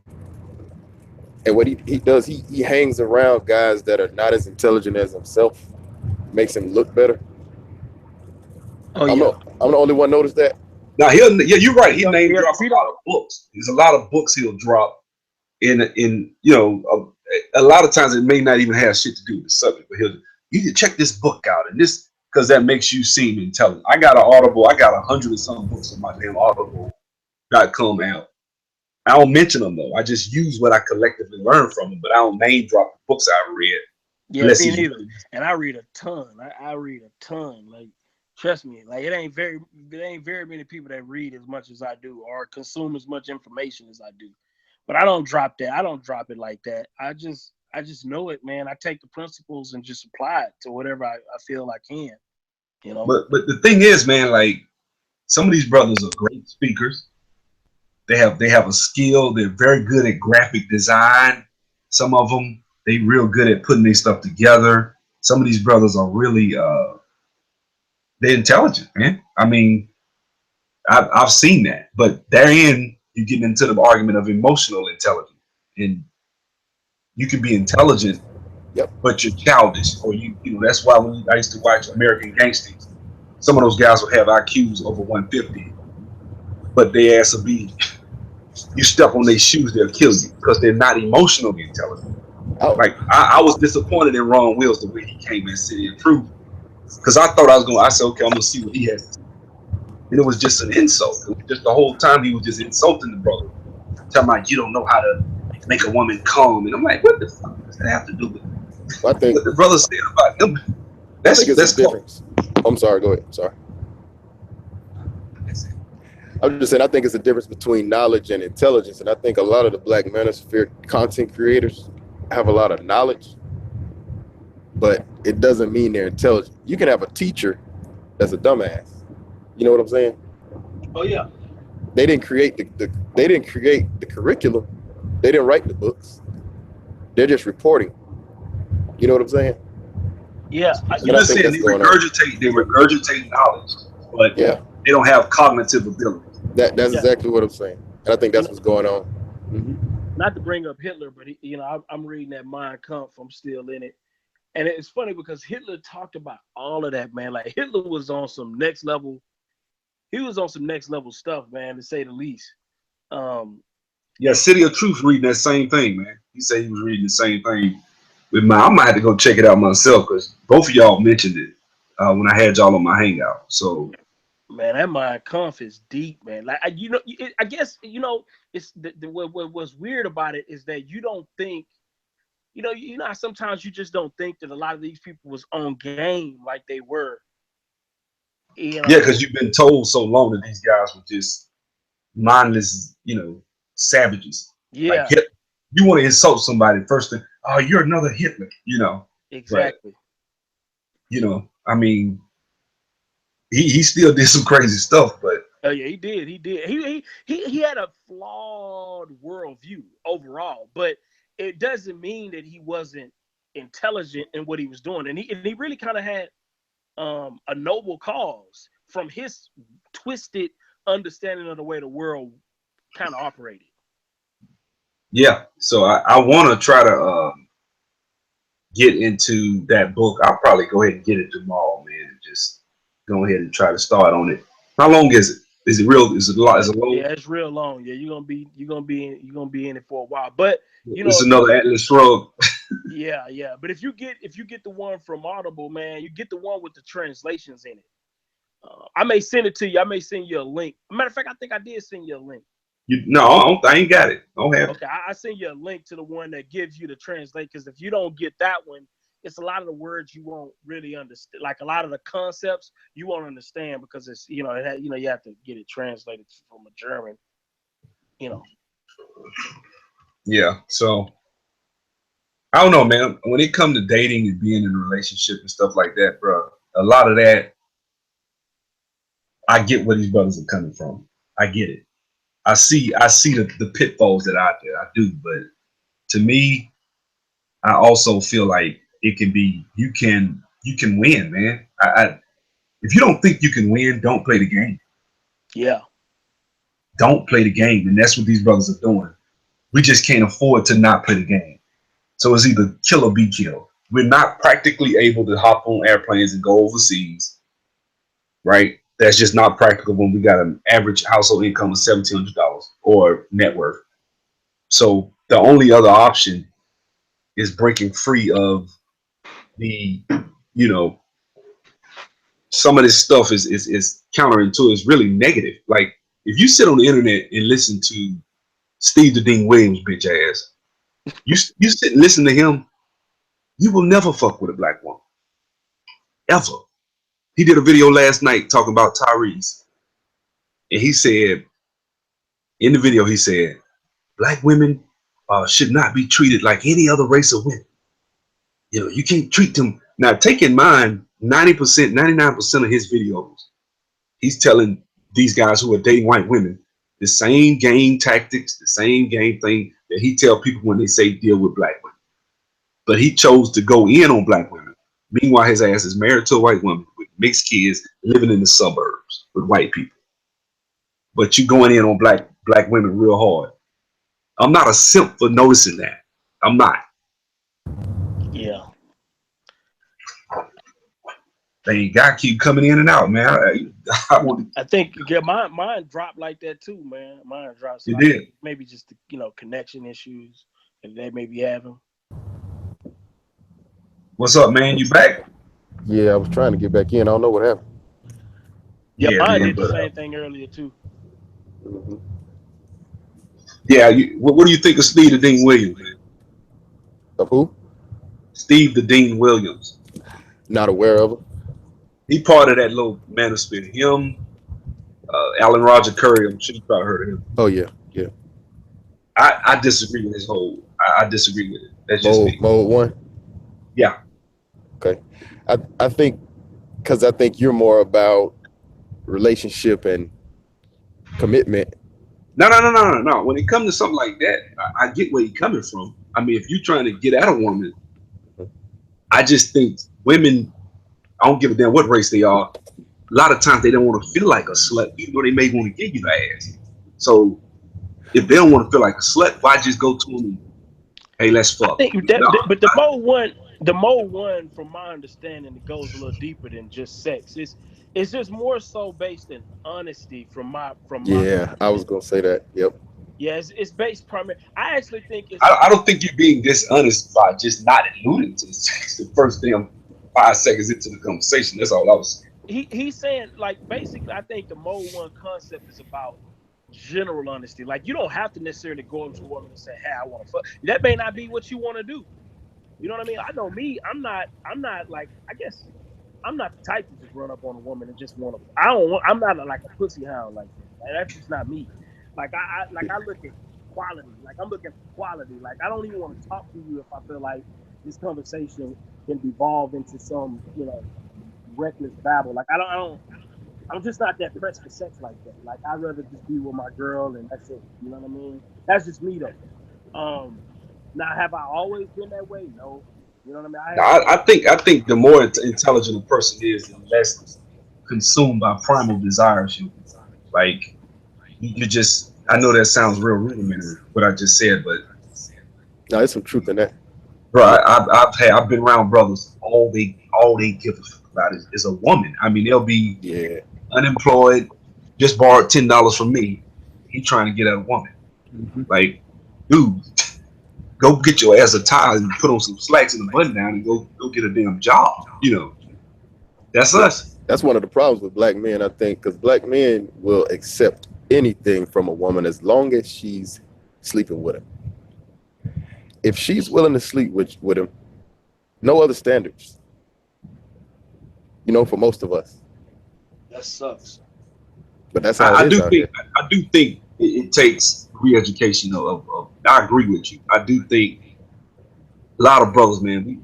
Now when I hear this term thirsty, just like simp and coon, those three terms right there are overused. But it does apply to a lot of brothers. There's a lot of thirsty brothers out there. When I say thirsty, I'm not talking about going on Instagram telling my, hey baby, I want you, but just thirsty like you in a bad economic position and you around here you don't even give a damn. All you care about is a woman.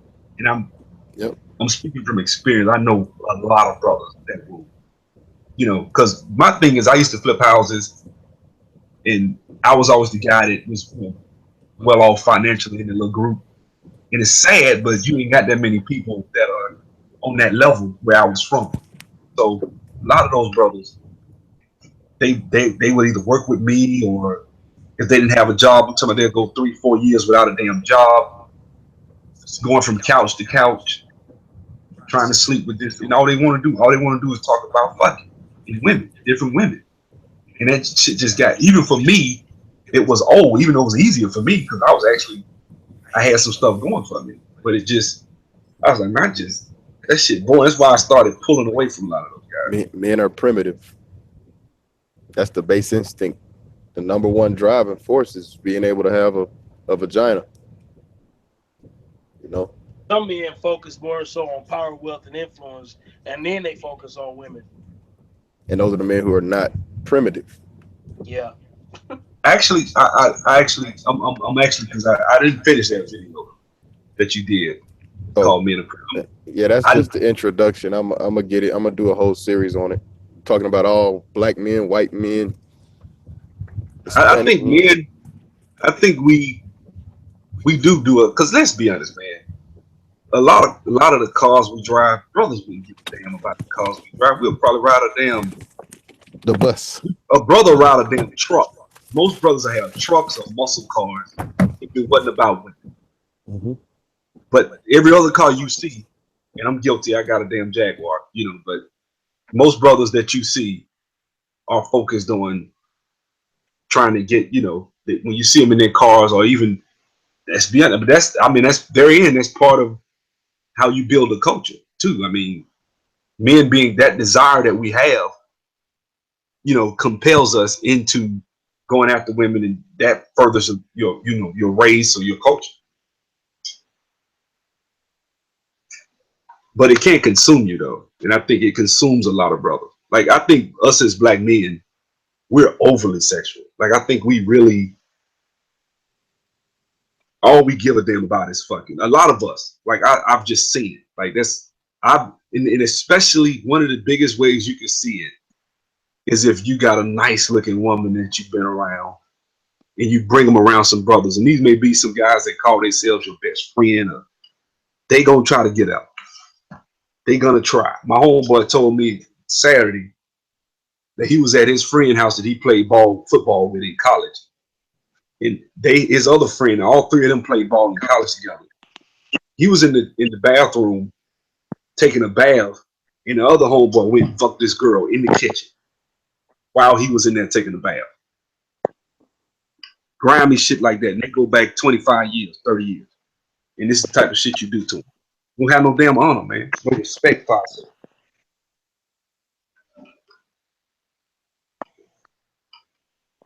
And you know what? A lot of guys that I've known, they feel like if something like that happens, you can't be mad at the homie. Shit. That's what they say. Yeah.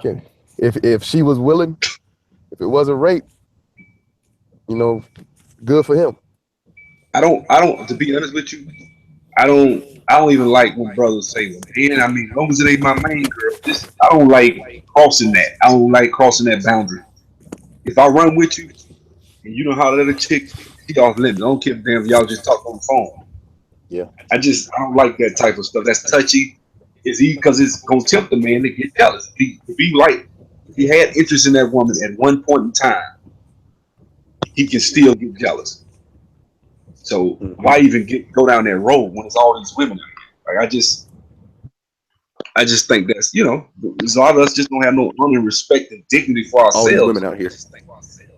It's a bunch of them. Like, why would you though? go try to fuck your homeboy girl? Like, that's just foul. Go ahead. You know what I recently found out that I really had no idea this was going on. In most American cities, women are outnumbered. Single women aged, I think it's 25 to 40. There's more men than women in that age group in most American cities, besides Atlanta, DC, New York. That might be the reason. That might be the reason for that people worshiping these women out here and acting like it's not enough to go around. You know what I think about that? Like, if you really look at it, every damn good-looking woman, every black woman I've met that doesn't live in Atlanta, that look like thinks she needs to move her ass to Atlanta. Oh yeah, Charlotte, because she thinks she gonna come out here and meet Terrell Owens or some famous celebrity and be on TV and shit, be Evelyn Rosada or some shit. They really believe it. They serious about it. Yeah, like I met a chick from all the way from Wichita, Kansas. She tell me, I'm gonna move to Atlanta. Why? You top of the line out there in Wichita. Why you gonna bring your ass to Atlanta? You just gonna be another chick in Atlanta. I ain't tell her like that. Right. That's my mindset. Like I think it's the law of numbers. That's stupid. If I was a female, I would move to Atlanta, Charlotte, DC.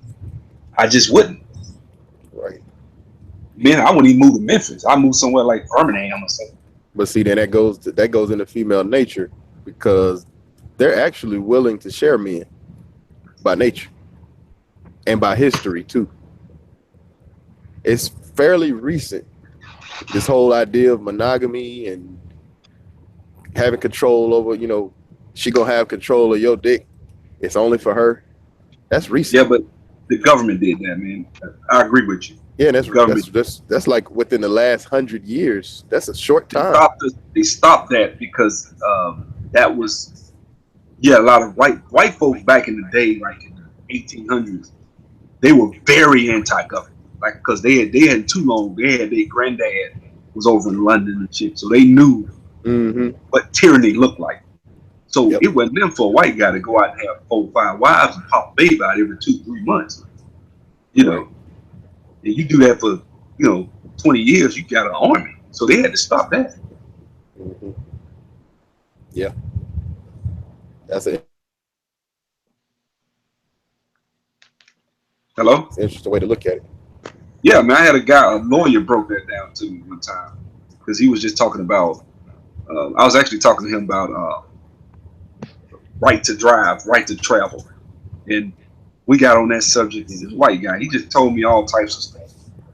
He was telling me about marriage license. He's the one that told me that about the family Bible. Then he told me about the why they stopped polygamy.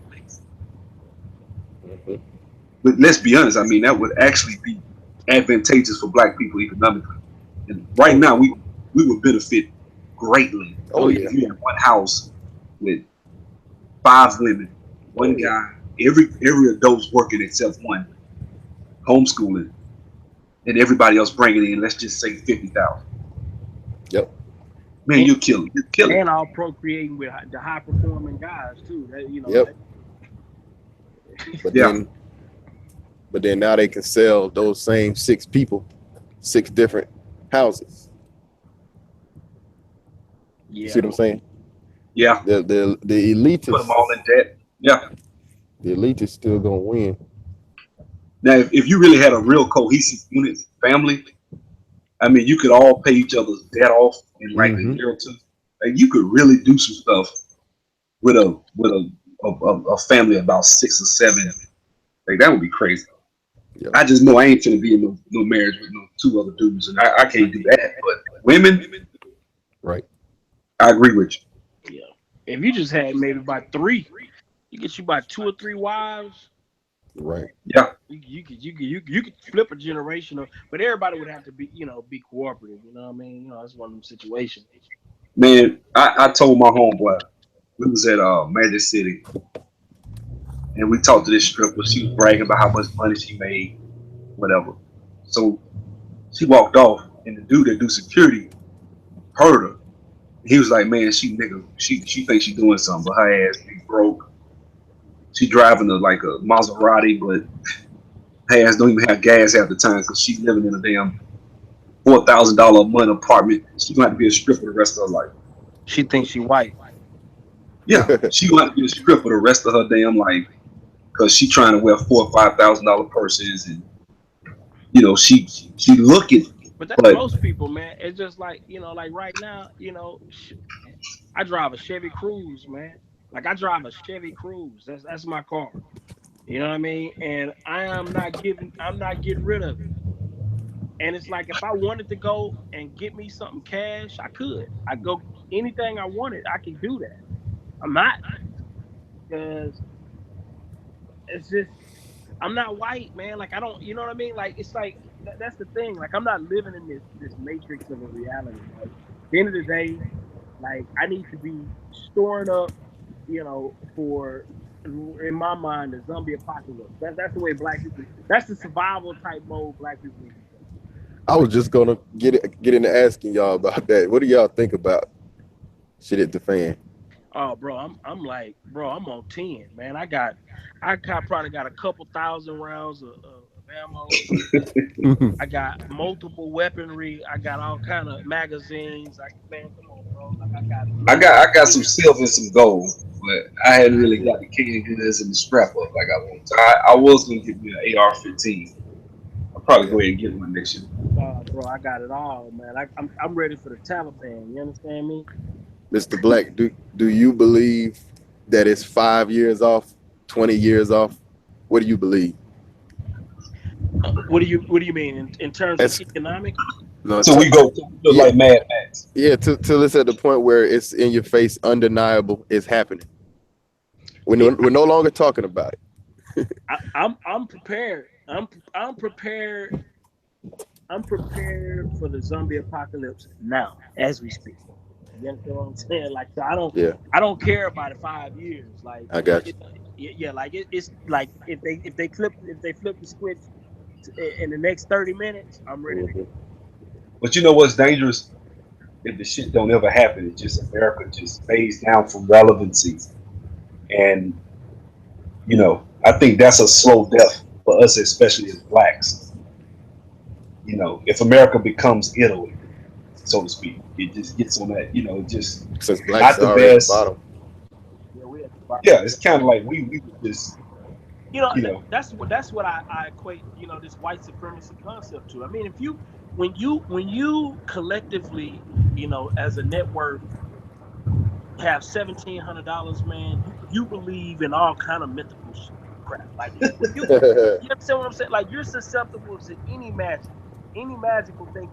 You're gonna believe in white supremacy. You're gonna believe in like he said, white G. I mean, not to disparage these men, but I consider myself.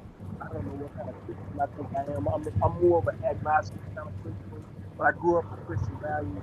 But I'm just saying, like you're susceptible to a lot of magical thought whenever you are when you're just poor as a people, man. It's just, I mean, it's just the way it is, man. You rely on a lot of, factual.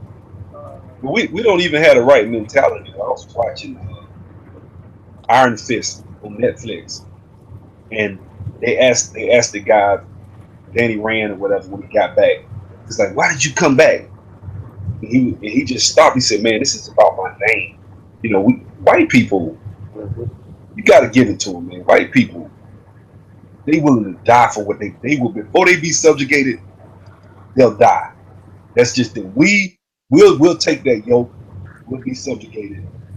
White people, you just look throughout history. They ass died before they let somebody put a yoke around their neck. And we need to adopt that mindset. Living I a mind. Go ahead. I agree and disagree. I agree, but then at the same time, a lot of them was going through having that yoke on their neck for years and years in Europe Oh before yeah, they got here. they were, they were. But they was fighting. They was Charles Martel, Richard the Lionhearted. They fought the Moors hard. They wasn't just Yeah, like we but not I fighting. mean, even by their own people, even all the tyrants that ran Europe, the white tyrants that ran Europe. Yeah, now when you get into that, now when you start talking about like the guy with all the sons, Rothschild. Yeah, they've allowed even now the white American is under subjection from the elites here. You know, Yeah, it's yeah. just that It's, they're it's kind of it's kind of they done clouded the water so bad on YouTube now to where if you say Illuminati or you say elites or whatever, people they think you need to wear a tinfoil hat, and it's really yeah. sad. Like even with 9/11, like there's some blatant holes in that argument with what they said 9/11, but it's kind of like they clouded, they've succeeded, and all you got to do is just put doubt out there.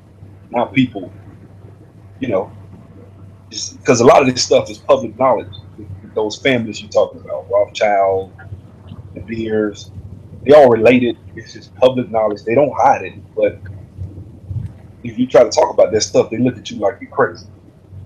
Yep, robots.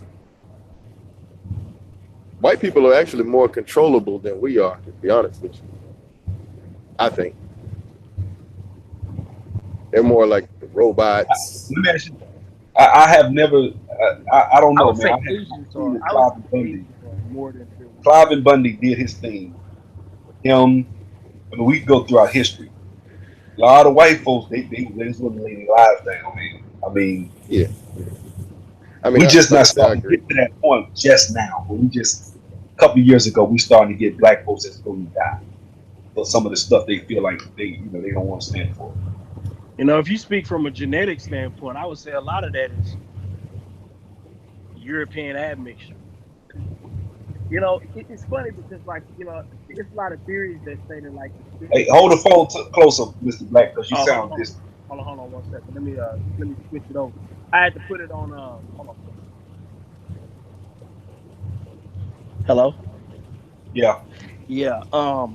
Like it's a lot of theories that say that a lot of the Scandinavian countries, because a lot of them people were real barbaric, man, and backwards, man. And, they were probably more savage than a lot of the people that they think that were in Africa. You know what I mean? And it's like, so a lot For of them think, sure. so a lot of it is, I think, a lot of the admixture.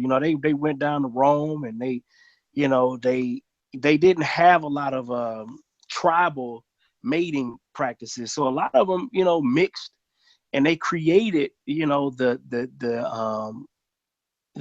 European that we see now. And a lot of people think that a lot of that is from just genetic admixture, man, and just, you know. So I don't know. I would say the same thing even for blacks. I think, natively, man, for us to just die for a cause, man, you just don't see that attitude a lot in black societies. But like for me right now, black people should be willing to die for power, wealth, and influence. yes, That's just me. Yeah, I agree. To me, to me, Dr. Claude Anderson's a modern day prophet.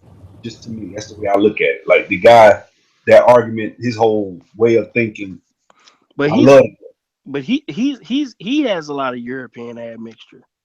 But he's no his mind like he's somewhat Democrat. He's kind of pro-Democrat when he talks, but I don't care about that. No, but All what I I'm saying is you got to understand. I'm talking about his genetic makeup is probably a heavily, he European. said he got white family members.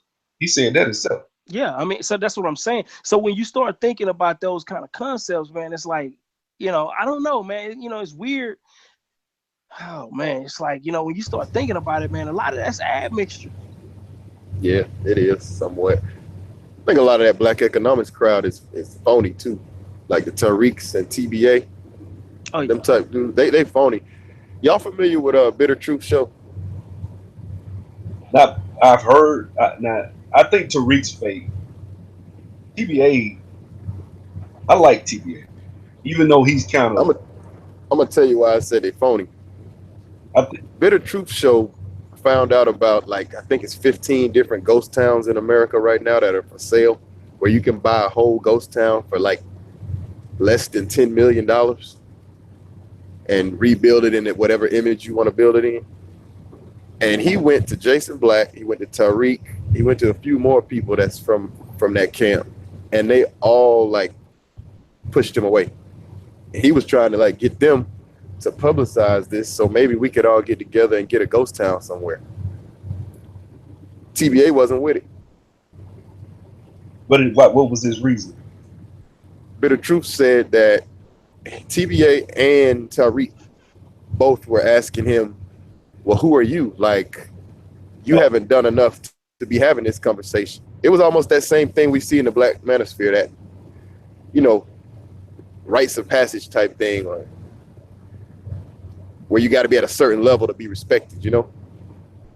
yeah, They didn't even want to talk to him. that's Well, I weird. mean, I think, like I was telling Sub all the time, man, it's like at the end of the day, man, black men don't want to do the work. I mean, at the end of the day, man, it's like I think a lot of us like to talk about it, man, but when the rubber meets the road, man, a lot of us, man, we don't really want to do the work, man. Like we want to talk about it, we want to preach about it.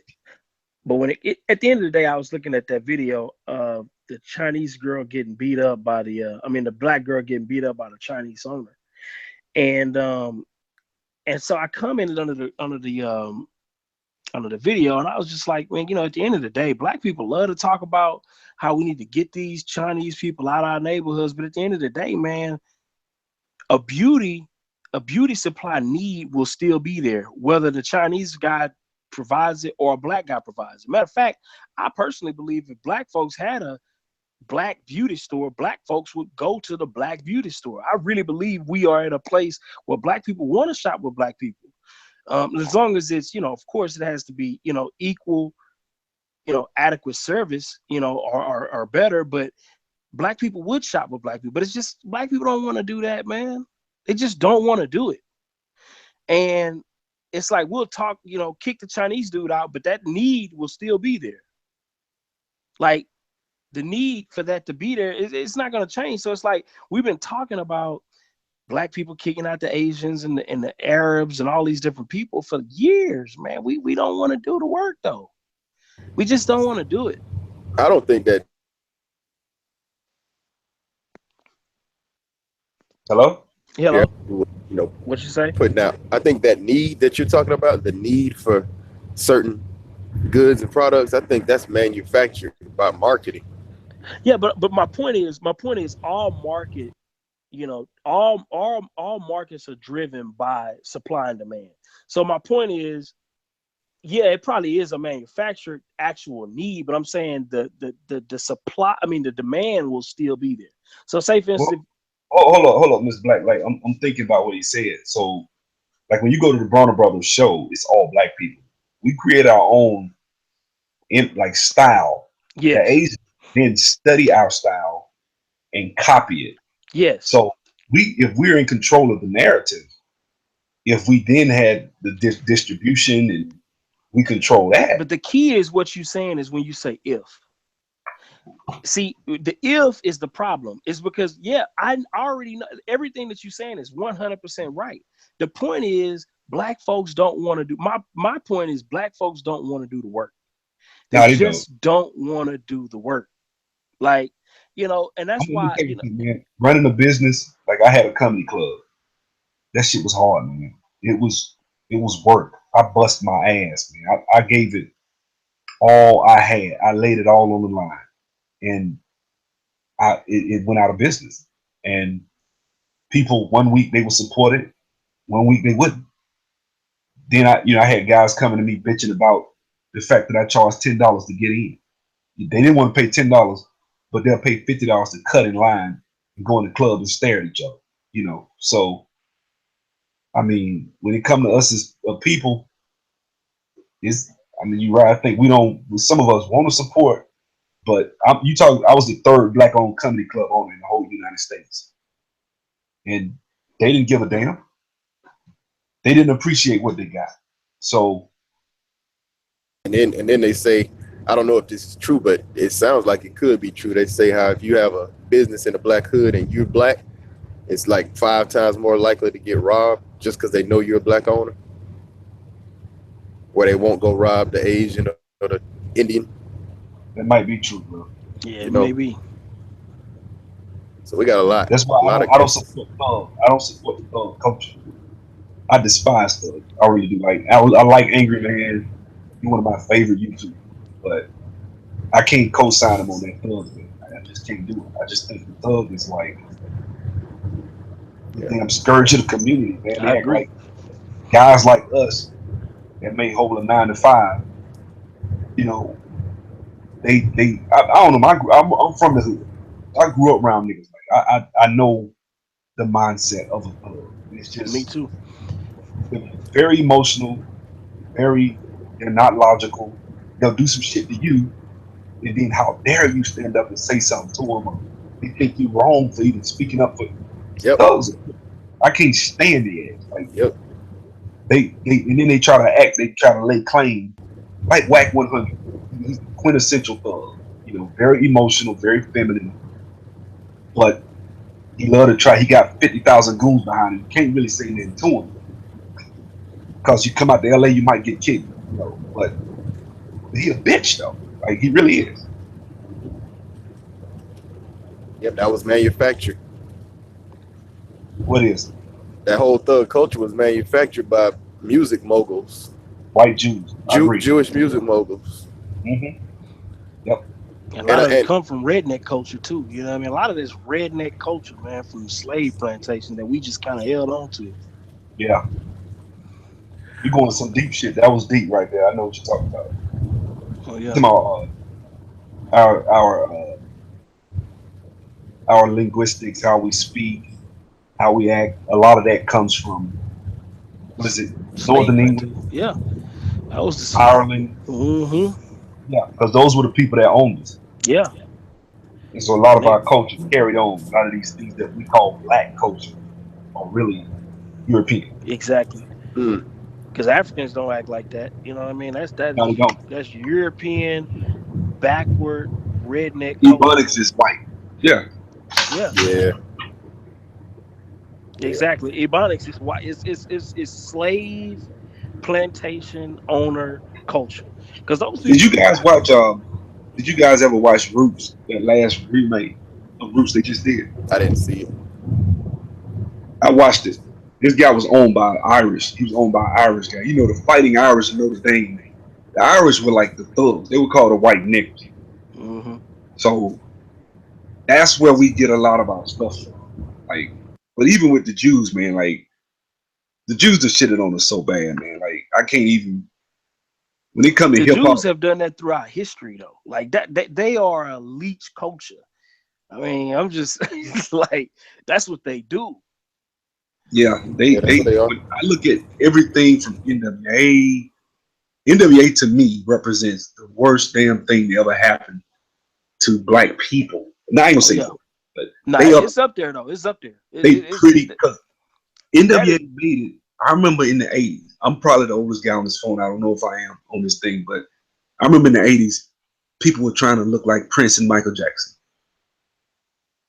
People were trying to emulate Michael Jackson in the '80s when I was a kid. When I was like 10, 9, I got older and that damn NWA hit. shit,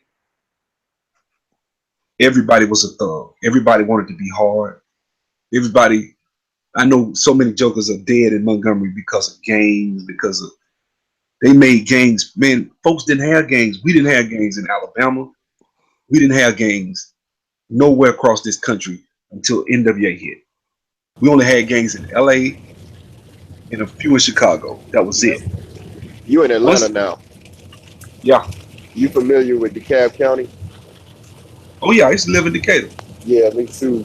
Back in the 80s and 90s when I grew up there, like there was a point in time when if you weren't a dope dealer, you could not talk to a black female. Oh yeah, I remember that. Like, I mean, you had to be affiliated with it in some way. Either you slanging, you or you in a gang, or you claiming. Even if you false claiming, that was the only way you was gonna get some play from black women, black girls. The top tier was, yeah. I would Right, say that. right. I would Even to the co-sign. mid tier. You could probably get some mid tiers if you was on your Mm, game. mm. But yeah, but yeah, in the real hood, black neighborhoods, yeah, I have to co-sign that.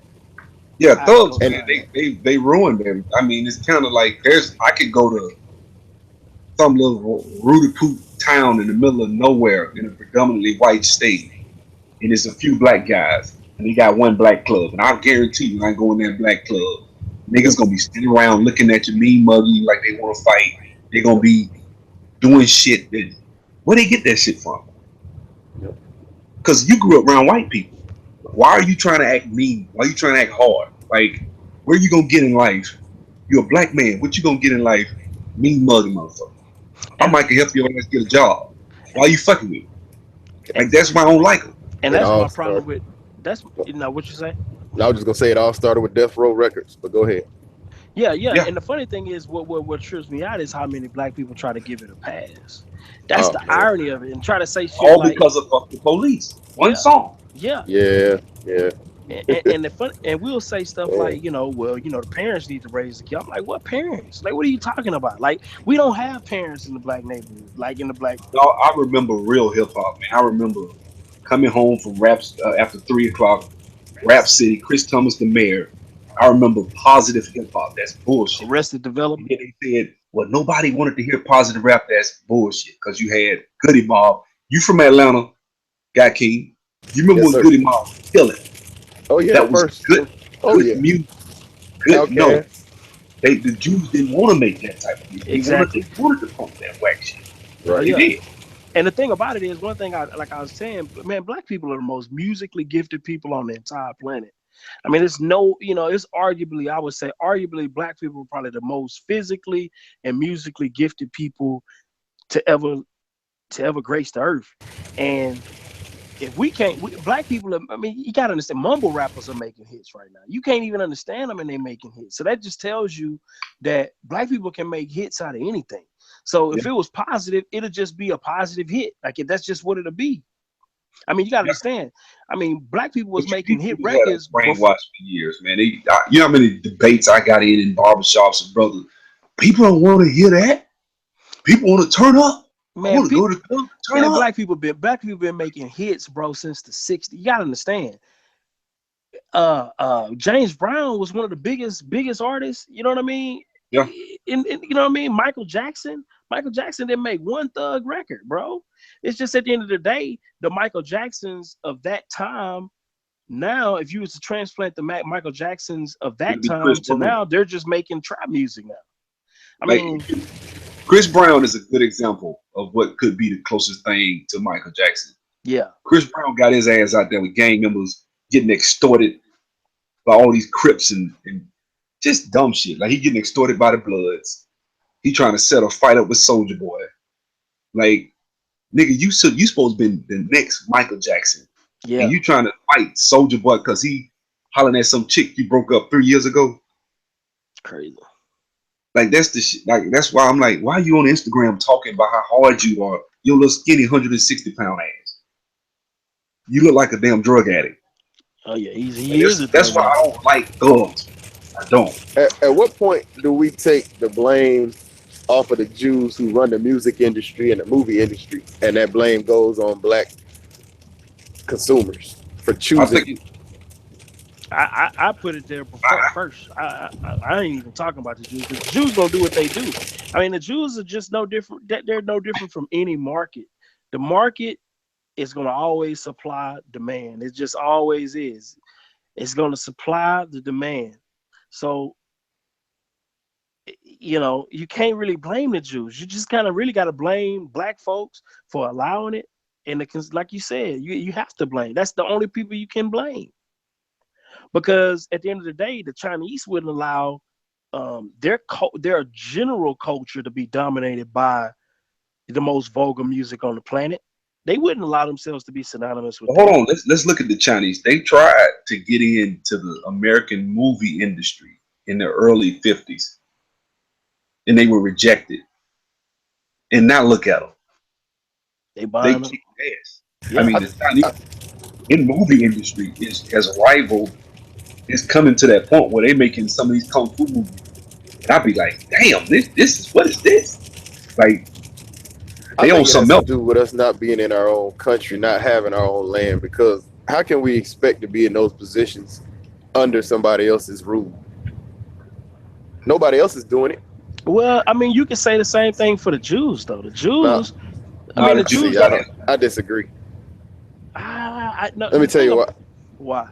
I was just gonna say the reason I disagree is because Jews are really Caucasians, like every other Caucasian. It's like it would be like the difference between Caribbeans and us here. Yeah, we know they Yeah, Jamaican, but come on, they still black, like us. Come on. yeah, I get it. If Jews were not phenotypically Caucasian, they wouldn't be in a position they're in. Trust me. They be killed off. White Yeah, be folks would killed have off. been killed them off. Exactly.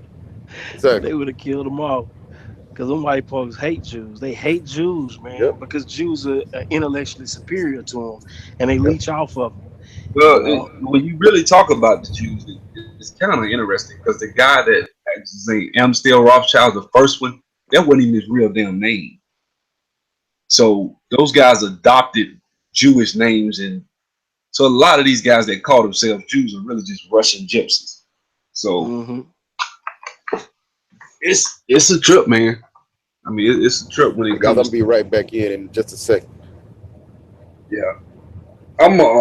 I know one thing though, black people accountable when it comes to movies.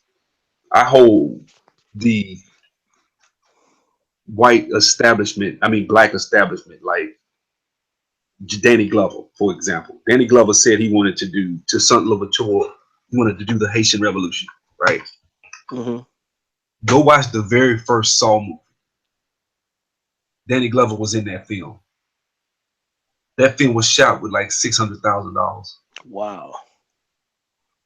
Cult classic. It's a hit. It's a mega hit, right? hmm Uh, that was the first one. Blair Witch. I think it was on the 20,000. Blair Witch Project. We thought that was a real film when it first came out. We had never seen nothing like that. There's no excuse, man. Yeah, Black people yeah. are without excuse. That's why I agree with you when you talk about productivity. We are without excuse. The most One hundred powerful percent. argument that is made against us as a people is white supremacy because it paralyzes. It's like a venom with a snake. When they bite an animal, it paralyzes. Then they devour. You know. Straight up. So it's kind of like that. That's it's venomous, man. When you say white supremacy, I don't have to try. Exactly. I don't have to. I don't have to have a business. So these white celebrities, these black celebrities, getting 30, 40. Now I'm not saying that they need to come and build for the black community, but damn, y'all, that's why I was upset with that Nate Parker situation. That's the first time I ever seen a brother. That brother took his last $100,000 and invested in that film, and he sold it for 20 million. They sabotaged it, but if you look at it, that was the first time a black person did what I thought he did it the right way. Yeah, he did. He did it 100% the right way. He put black excellence on Front Street. He put black empower. That to me, Nate Turner was the embodiment of true black empowerment. Exactly. Even though he didn't ultimately win, that spirit is what makes great nations. That spirit. Yeah. when he took And his last 100, because I saw that interview. Did you see that Power 105 interview on Breakfast Club? yeah, I think I did see it. I I, don't I think I saw saw that it all the interview. way though. I got a new level of respect for that brother when I watched that interview, because I was like, damn, this brother. He told me what the black celebrities. What did they say? He said that the black celebrity told him, "Look, man, you need some white saviors in the film. They gonna go after you if you don't put white people in this film." He said, "Black people, higher up black people, real famous black people told him that." I believe that though. You can imagine the Denzel Washington, the Will Smiths, them type of guys. That's who. Now I don't know who because he didn't say no names, but that's what he said. I believe that because it is counter white, Off the top, dead well, top. I guess supremacy. I get it's counter whites being supreme. Anything that's counter whites being supreme is viewed as a threat, and it is a threat. It is a threat. The movie Get Out kind of hinted. Well, it had a more ambiguous message in it, but Nate Parker, man, Nat Turner, man, that was a direct threat to this notion of white supremacy because He took his destiny in his own hand when he did that oh film. yeah, That's why feminists came, because I listen to Black Girl Nerds, right? And who is that? I never Black heard Girl, of them. say what? I never heard of that. I heard. Black Girl Nerds is like a podcast, and they cover different sci-fi stuff. They interview different people. They went in on that movie so bad, bro. Oh man. I was pissed because I Which hadn't movie is seen. this? They went in on the Birth of a Nation, Oh, okay. and I was pissed about it because I was like, this brother, here he is, a black celebrity, took his last $100,000, invested, which is what we always say as blacks. Man, these celebrities need to. And when he did it, all these black feminists ganged up on the brother. Well, And that goes back to the point to what he was just saying about Jason Black now. I mean, listen, black people are fear black empowerment too. That's why we talk about white supremacy so much. We say white supremacy and racism as we want it there. See, the trick is when black people go to thinking that black people don't want white supremacy. They appreciate whites being in control. They appreciate being subjugated to whites. They appreciate it because it takes them out of the driver's seat. And black it folks hides don't their want to lack be of in the driver's productivity. seat. Huh? Yeah, I said hides the lack of productivity. What you mean? I mean, think about it. Yeah, If yeah, you, it hide. Yeah, exactly. Yeah, you're right. You're right. I didn't hear what you said. Yeah, exactly. So it's like we don't want to deal with our reality. That's the reason why a movie like Nat Turner was such a threat because that is black empowerment. Like that is true black empowerment. Like he took it, even though he lost, he fought the fight. He fought the good fight, the honorable fight. And black people don't want to fight the honorable fight. We want to be perpetual victims, and anything that requires us to self-sacrifice, to take on the honorable position, to do the hard work, we will refuse to do it. And I found that out, man, when I did my cleanup. You know what I mean? Because it's like when it comes down to doing the work, man, I'm telling you, man, black folks get cold feet. They don't want to do it. You don't have to ask white folks to come and clean up Fifth Ward with you. They're going to sign up for it on their own because naturally they want to be in the driver's seat. They want to be a part of the success, a part of the change. When you go to these other countries, you're going to see white folks over there feeding the hungry. They want to lead that movement. because they're in a Black people, position of power when you give somebody something, you but empower they've them. taken the position of power. No position of power is given. They've taken it. It's just like if we were to take over our neighborhoods right now, we could do it. No one is stopping us. But we don't want to do that. We just don't want to do it. But we're Let gonna me point let the me ask finger, something though. point the finger first. Let me say this. I don't disagree with y'all at all about that. It's just that let's be honest. Don't you think the government would come in once again like they've always done? Of course they would. Okay. Listen, but that's the thing. Listen, no success is met. I mean, it's not met with opposition. No success, whether it's white folks. You gotta understand, Britain came against white folks. It's not like white folks came over to America and was like, "Yeah, we just gonna build this great country, and y'all need to just leave us alone." Okay. America been fighting war after war after war. Almost every decade, we're in a new war.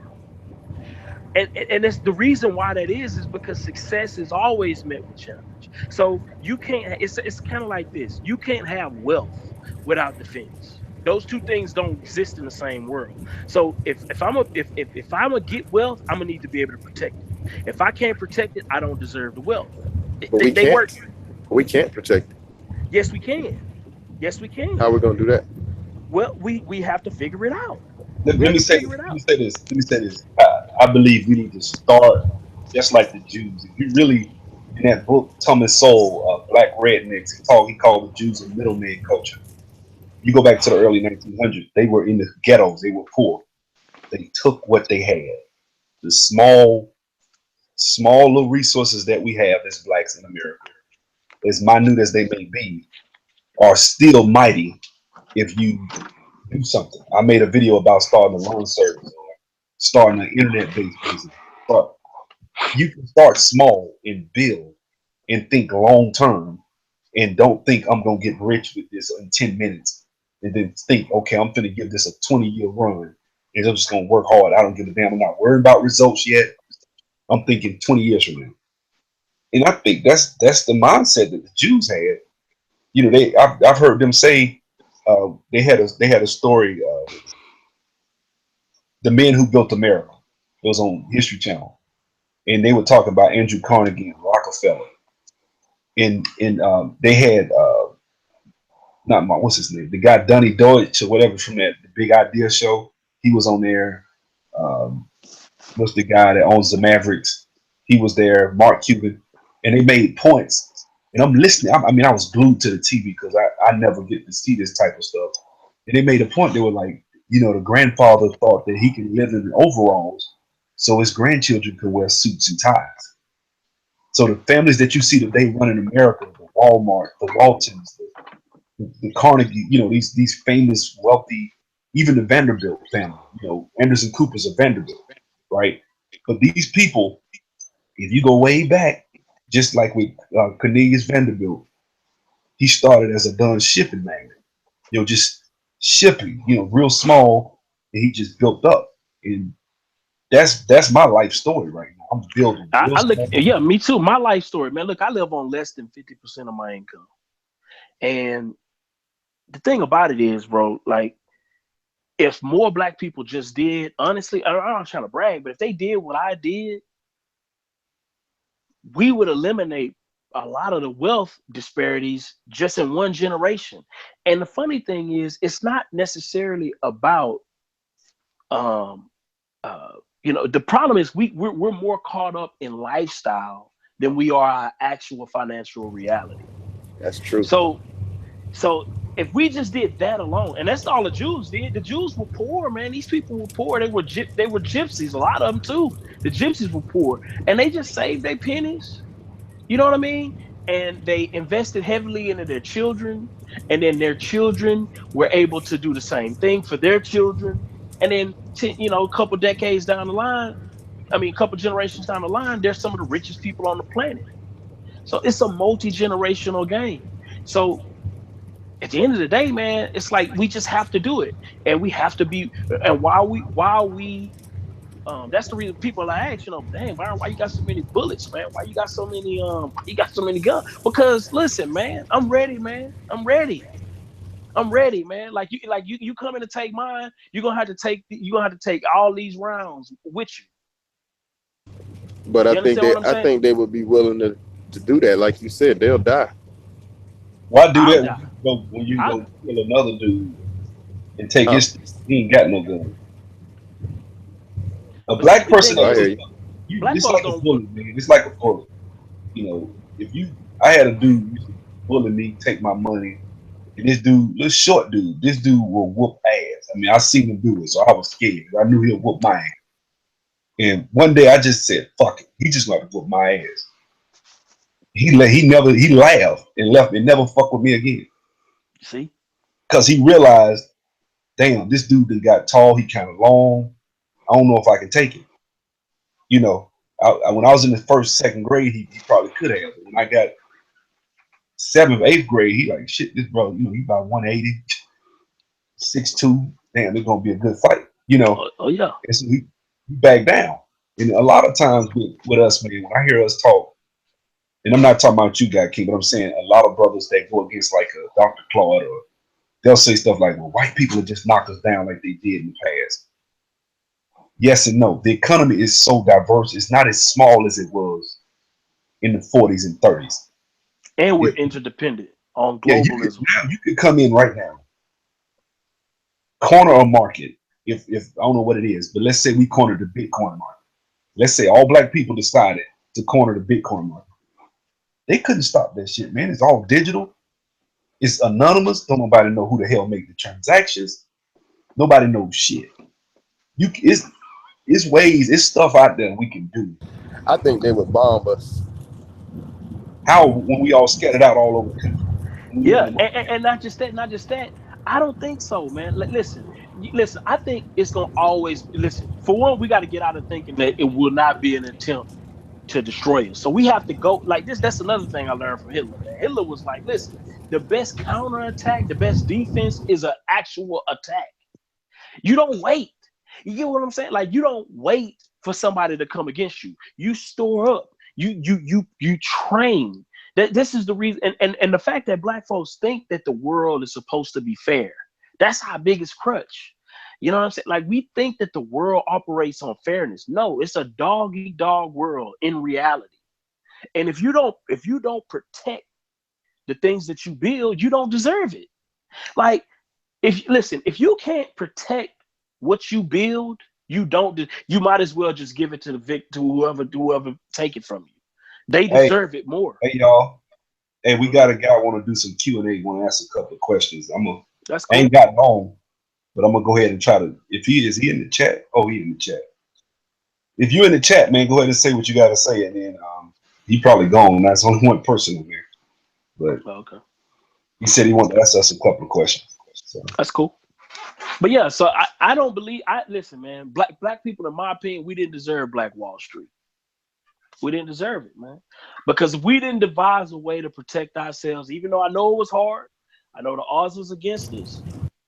But guess what? The odds was against America too. I mean, Britain had the biggest Navy fleet in the world.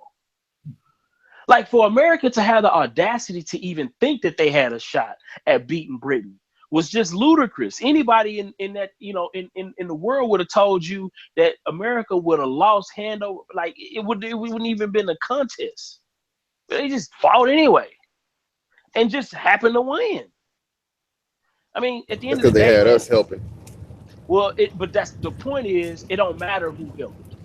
The point is hey, they hey, got the W. hey, send me that link for the bit of truth that you were talking about earlier, Guy King, because they asking for the link. So I'm gonna post it. I'm gonna try to put it in the comments later.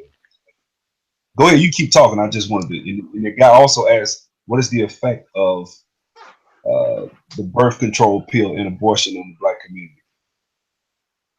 I don't, I'm not one of those like heavy, anti birth control, anti abortion, because some people get abortions when they really need them. I do think it is detrimental, but I think a lot of that is just female choice, man. I think we need to. That's the reason why I'm a heavy proponent of religion, because religion is the only method that we would have at subjugating our women and oppressing their sexual appetite to a certain degree. That's the only thing we have in modern times that would possibly even work. But in modern times, they sleeping with the preacher though. Yeah, that's true. But the thing about it is because there's no oversight. You get what I'm saying? I'm sure that probably was happening even back in the day too. But when you have men there, when you have more men engaged in something like that, you see it. Listen, right now the church is pretty much female. So at the end of the day, it's no oversight. You know what I mean? It's no men there to hold other men accountable, to establish a rule of law, and make sure everything goes right. So it's like when you have a situation like that, man, it's kind of like uh, the fox, leading the sheep, man. He I gonna mean, eat anytime he feel like. you got churches you can go to get banked.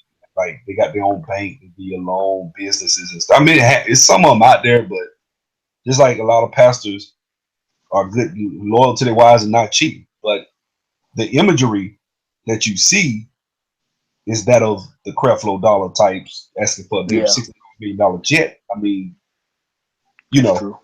and they didn't come out against this guy. Like I almost got in a fight with a guy, a pastor, because I told him, and I just met him actually, and I told him, I said, man, that's hypocrisy. He don't have no business asking for no $65 million jet. What's wrong with him? And Hmm. this pastor got emotional, man. We almost got in a fight because of that. Wow. And I was because he told me he wanted one. So I was like, well, I said, dude, what you want a jet for, man? I said, what? Show me them in the word where it tell you need to get that type. Why can't you raise up somebody and send them to Africa instead of you being so high and mighty that you got to hop in the jet and go because God can't raise nobody else up. Like that's just stupid, man. Like but we as black people, we don't study the book that we say we don't even study. So a pastor can say anything on the pulpit, Yeah, that's and true. I seen pastor say some straight up craziness, and people, Amen, Amen. I'm like, dude, that's Oversight, though, man. At the end of the day, we don't read books at all. So I mean, you can tell a black person anything, and they, like Jason Black had a video the other day where his sister was trying to start a beauty supply, and brothers was in the comment section going in on the sister because she dared express humility and say she didn't know something. So they spent all the comments in the comment section. If you go read it, was just like dogging the sister, going in on her and tearing her down. And I felt sorry for the sister. I was like, damn, she probably shouldn't have said nothing. They going in on her so hard. yeah, yeah. I think I heard him do the follow up video, part of it. I didn't hear the whole thing. I don't really listen to Jason Black all the time, but I do. Overall, I do like Jason Black. I don't like his uh some of his points. You know what I mean? Like, but whatever. I mean, he's a little liberal sounding to me, kind of with a conservative twist. It's weird. I don't know what he on, but Jason Black is functioning off of black dysfunction. And exactly, if blacks ever got themselves together, Jason Black would be out of business. exactly. That's what I don't like. That pro blackish. I don't like that pro black Tariq Nasheed. Like, I don't like that world because it lends itself to supporting dysfunction. Like, I was looking at a video that pissed me off real bad when Willie D came out and was talking about About the coon. Steve. Yeah, he was trying calling Steve Harvey a coon for telling Snoop Dogg and Bow Wow that it really wasn't that cool for them to come against the president, talking about you gonna pimp the man's wife and all that. That's not cool. And then it's like, for him to call him a coon for saying that, it's just like, are you serious? Like, are you serious? You Like, he got a got to guy be a like Donald Trump, if you got a guy like Trump in office, and your dumb ass up there going at this man's wife and saying some stupid, that is stupid. That's Like, just, and dumb. my thing is too, and then it's like the amount of black people calling Steve Harvey a coon, which, whatever, man. If you want to believe he's a coon, whatever you want to believe, I don't care. But my point is this: it's like they were demonizing him and giving Snoop a complete pass. I'm like, Snoop has done nothing.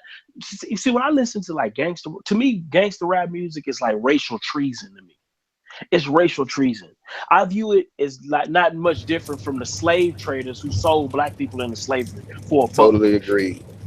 You understand what I'm saying? So it's like, for you to say, to compare Snoop Dogg, and they would compare people like Snoop Dogg and Ben Carson. I'm like, fucking, like, how are you gonna put Ben Carson in the same sentence as a Snoop Dogg? Like, Snoop, you gotta understand. First of all, Ben Carson is a married man to a black woman that have donated millions of dollars to black children for scholarships.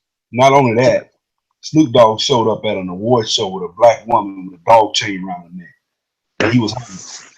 You see what I'm saying, Damn. bro? Like I was breaking down the lyrics. I'm like, Snoop Dogg is training. He's trained. He's telling white cops to shoot black men wholesale Out of fear. out of fear. This is what he sells the whole Mhm. globe. He sells this image to the whole globe. He tells your black children, your black women, that your black girls that they ain't shit but hoes and tricks, lick on the nuts, suck the dick, get the fuck out when you're done. That's what he teach. This is what he tells your daughters globally. You understand what I'm saying? Like, you can't tell me he's a crip. He's in his 50s in a crip. You understand what I'm saying? Like, how we it just blew my mind how black people were giving Snoop a complete pass, and they were and Willie D. Come on now, Willie But you D. you Willie don't D think it had a was? song called Cool. Willie D Yeah, he did. capitalized on the hatred of black people. Like right now, it's a damn witch. Any black person that says anything that may not be so super Democrat is a coon off the Is a coon top. off the top, because and it's not that you're a coon because what you're saying is wrong. You're a coon for trying to raise the standards, and that's the problem. It's not see what I've noticed with black folks. It's not black folks don't want the standards raised. Like, they appreciate seeing the Honey Boo Boos, Catch Me Outside girl. They appreciate seeing it. They appreciate seeing white folks lower their standards to relate to us on a global scale. They appreciate that because ultimately we don't want the standards to be raised to a place to where the average low-hanging fruit of the Negro population can compete ultimately. And if you try to raise them standards, you're a coon. Well, you sure they wasn't just retaliating on Steve Harvey because he called Tavis Smiley a coon? Remember that? Yeah, but the thing about it is, I'm just saying in general. I'm not having Steve Harvey's Steve, back. He said Steve some Harvey, crazy stuff. hold on. Steve Harvey, when he did that, right? Like with your boy, I was pissed at Steve Harvey because Tavis Smiley asked a damn good question. Like he was looking at Yep. all the Democrats, all the numbers. It's like black people are going backwards up under Barack Obama. Facts. Exactly. You see Straight what up I'm saying? facts. And see, but Like nobody wants to hear that. Listen, so yeah, it goes both ways. Anytime somebody is talking about something that is, bro, listen, when that's why I call it. It's called. I did a video on it called regressive cultural adaptation. We support backwards regression. If it goes forward, it is met with hostility from black folk. Period. This is just a part of our culture, and it's a really, really redneck culture. It's ultimately redneck culture, but I think it may be just something systemic with black folks. I don't know what it is, but at the end of the day, positive movement, we just don't agree with that, man. We just don't agree with it. I've kind of accepted certain like realisms about my life and what's gonna happen and what's gonna happen with black people and what I'm gonna have to do and shit. Cause shit fucked up out here, man. Shit, it just is, man. Like I agree. Like that's why I don't get upset with brothers when they say shit about even black women. I get it, man. It's a lot of shit that is fucked up. I just feel like I just accepted certain things and I mean, you just shit just ain't gonna like with me. I made a video talk about my dad the other day. I was just saying we may never get there financially where we want to go, but at least buy some damn life insurance. Like Exactly. I'll be damned if I don't leave this earth and my son ain't gonna get a couple 100,000, 300,000, something. You know what I'm saying? Exactly. Trying to get a million, but we need to do that, man, because it's kind of imperative now that it's gonna be a remnant of us left when the Black folks white. don't even want to do life insurance. Well, hold on. Now, when you get in life insurance, you're really getting into a funny situation. The older generation didn't get life insurance because they couldn't get it. They were only sold burial policies because white people wouldn't sell them there because they knew that was a way to create wealth. So now you got black people, older black people that say, "Yeah, I need to get me a burial policy." No, you need to get some life insurance so when you go, your children get some money. They don't think we couldn't do it. So it's just like the sundown towns and Fannie Mae and Freddie creating the ghettos. And so it's a very substantial case for reparations based on the shit that the government and white businesses and state and local government did to black people. Like it is. So I can't to say that there isn't something systematically wrong with black people, or not necessarily systematically, but something psychologically that we have to deal with. It's just disingenuous, I think. But therein, that still doesn't excuse us from being productive. Yeah, yeah, and we have, like I say, man. To be honest, I say we probably about 30 years from being on a true kind of equal playing field, and that's what pisses me off so much about immigration, is because these people are coming in on the work we built. We made America freaking. What'd you say? I want to ask you this. Speaking of Tariq Nasheed, what do you guys think about him always doing the damn GoFundMe's? Like, They're phony. because I'm like, damn, man, you selling 20, 30,000 copies of this damn CD at No, they're phony. 20. They what? They're phony. His GoFundMe's. I know one of them is definitely phony. You know the one he was doing. I think it was last fall, trying to do something for Haiti. Yeah. Come on, man. He's not. I don't really watch him, so I don't know. He's not gonna do nothing. I used to listen to Tariq Nasheed when it was Mac Lessons, and he was just talking about. He might talk about a popular subject. It was kind of bubblegum. He'll talk about game. It was entertaining, because I do IT, so I'm sitting in my cubicle. So I used to listen. Ever since they had Michael Brown, I guess he feels like he's on some sort of crusade. He got to be the spokesperson for the black community. Every damn podcast now. I mean, it got white supremacy. I'm like, well, damn, man, the white supremacy lottery. I'm like, okay, so white people got a lottery. They pick every once in a while. They pick which nigga they gonna go out. Like, come on, man, stop it. Yeah, they're just taking advantage of dumb black people. Yeah, that's it. That's all it is. That's pimping, man. Yeah, like it's pimping, and it was popular, and it's like it's just pimping, man. It's poverty pimping and emotional escapism, man. And it's like that's what it is, man.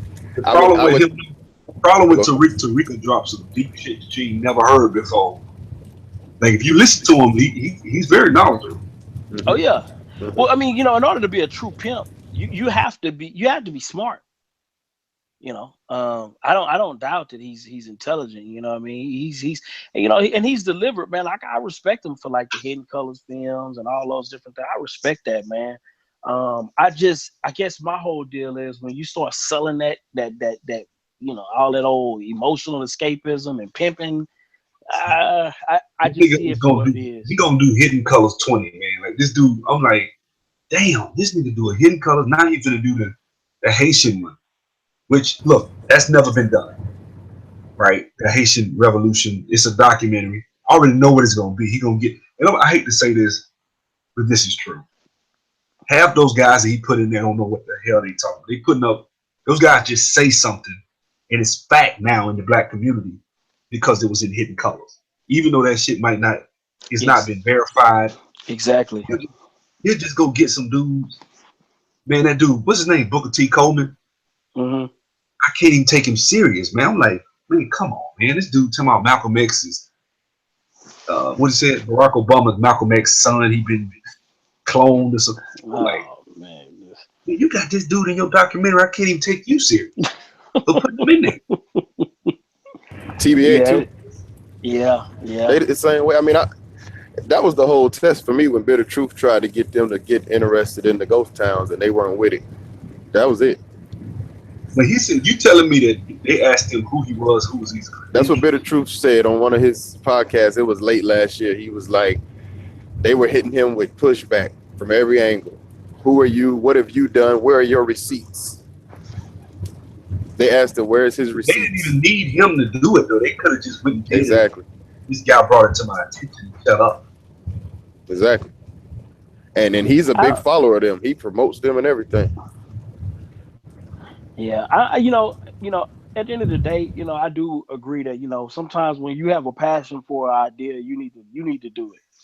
If you have a passion for an idea, everybody's not gonna see the same passion, but ultimately, I get the point that you know it's just better to talk about it, man. I think a lot of people just rather talk about it. You know, But Tariq to me has Tariq will become. switch up. Yeah, I'm not a fan of Tariq. I used to be, but Jason I never Black, really been. Jason Black, his broadcast, as he puts it, it's hard to listen to sometimes because he just get into these. He takes himself more important than he really is. Like he really takes himself too. So Too emotional too. he's narcissistic. Oh He's yeah. Yeah, very Oh yeah. immature. If you disagree, he'll insult you. He'll talk about your mom. I'm like, you have to remain anonymous because somebody be done whooped your ass, man. Hmm. Right. Real talk. Like somebody yeah, call, he'll insult you and The say something. problem I'm yeah. is they got that Professor Black Truth backing him up too, and I think he should be the one checking Jason, but he's not doing it. exactly. Nah, he just Black leave it Truth is my alone. brother too. Yeah. So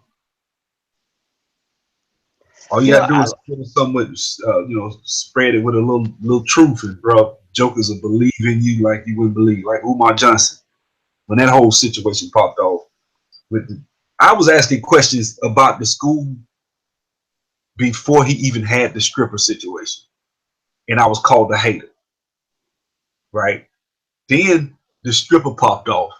I was still called a hater. It wasn't until he had this Sarah suit and said he beat. It's almost going on 3 years now, and people finally starting to say maybe we shouldn't have sent all that money. I was like, you think? Like some of the stuff I was like, this just don't make sense. You really, I've never tried to do a school, but just listening to what he was saying, it was almost as if he just sat down on a napkin at a restaurant, talked, said, "Hey man, let's take a camera out there and shoot a video at this college." And niggas, and they just threw millions of dollars at it. I didn't get it, man. I was like, okay, you're not getting this college. What are you gonna? What's Plan B? He still ain't spent that money. Now he telling me he gonna take it there. So well, He you might already do know it. what that means. Mm-hmm. I don't that know. means take it to Africa and spend it on and do what he wants. See, this is the thing. This is the problem I have with it. Say what you will about the church. If you're gonna talk shit about the church, then a dude who sleeps with who pretty much is gonna probably try to screw all the school teachers at the school. Is I know personally two chicks in Atlanta that he done fucked off the top. This is, you know what I'm saying? This was when all that stuff popped off. And I was listening to the podcast. He was talking about he's celibate. I can't respect it, bro. This is a leader though. This conscious hotel. That's why Minister Jap is going in on that stuff right now, talking about all these conscious hotel What's going people. on, Bro. people? Say what? I'm listening. Oh no, I thought that was somebody. Yeah, Minister Jap going in on this stuff. I can't do it, man. Like Minister Job going in on who? he talking about a lot of these conscious hotel. He talking about the women, how they give you the hotel hustle. It's about 5 or 6 different videos he did. But he's just, I like Minister Jap. He kind of funny to me, but you know, Yeah, I listen. I listen to I don't know. I guess I don't really listen to Minister Jap too much, but I don't dislike him. You know what I mean? I just don't listen to. I've been listening to a lot of like scholars lately, man. Like real scholars. Like that's what I've been more so into, man. And just reading a lot of books, man. I did a TED talk. I listen to TED talks all day, man, because I'm actually doing a fast right now, and I'm trying to build up the 21 days straight of just water. And right now I'm at like 40 hours straight with nothing. So No food. no, just water. Ooh, man, you gonna be cussing people out No, bro. After once you hit that third day, I'm trying to get to the third day mark because once you get to the third day, your energy levels, and the information's out there. We've been told you can't live past 2 weeks, you'll die. That's a lie. The average human being can go 60 days without food, just with Damn. water. Yeah, and when you do that, your organs, your body will rebuild. Your stem cells will come alive, and you will rebuild all your organs in your body.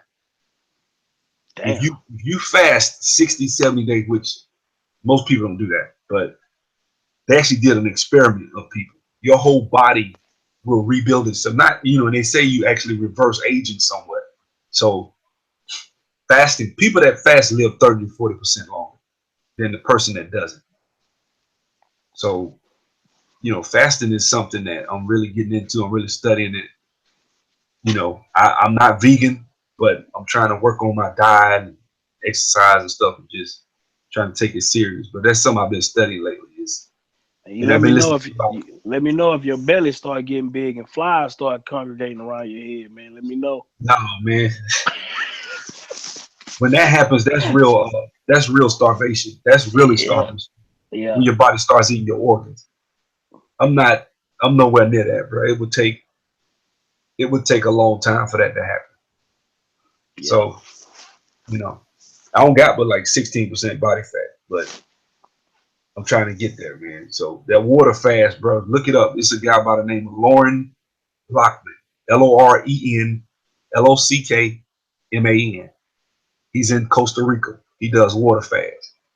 Go watch them videos, man. If you like knowledge, you like to learn, like me. I got into those videos. I done watched all his stuff, man. Like that's what I've been on lately. Like that's all I listen to all day today was water fast and uh, doing fruit fast too. With that documentary, Sick. Was it Fat, Sick, and Nearly Dead on Hmm. Netflix? You seen it? I've never seen that, but I've been on that kind of diet before though. I've been on the fruit and veggie diet. But this is a juice fast. I'm just doing juices. And I Oh, went well, to you Whole be Foods and got this Arden's place or whatever the name, Arden's Farm. And it's just straight. You look at the ingredients, it's pineapple, strawberries, ginger, and cayenne pepper. mm, And it's good as hell. And I've been drinking, that's all I've had. I'm at like 700 calories for the whole day. But wow. I feel good though. Yeah. So Well, whatever works, man. I'm gonna let y'all go, man. I gotta Yeah, get my yeah. ass up in the morning, go to work, man. That's what's up. It's been real. All right, guy, man. Nice, All nice. right now. All Hey, right. It was good, y'all. hey, Take it guy, easy. send me that link, man, to that video if you can. All right. All right there. All right, man.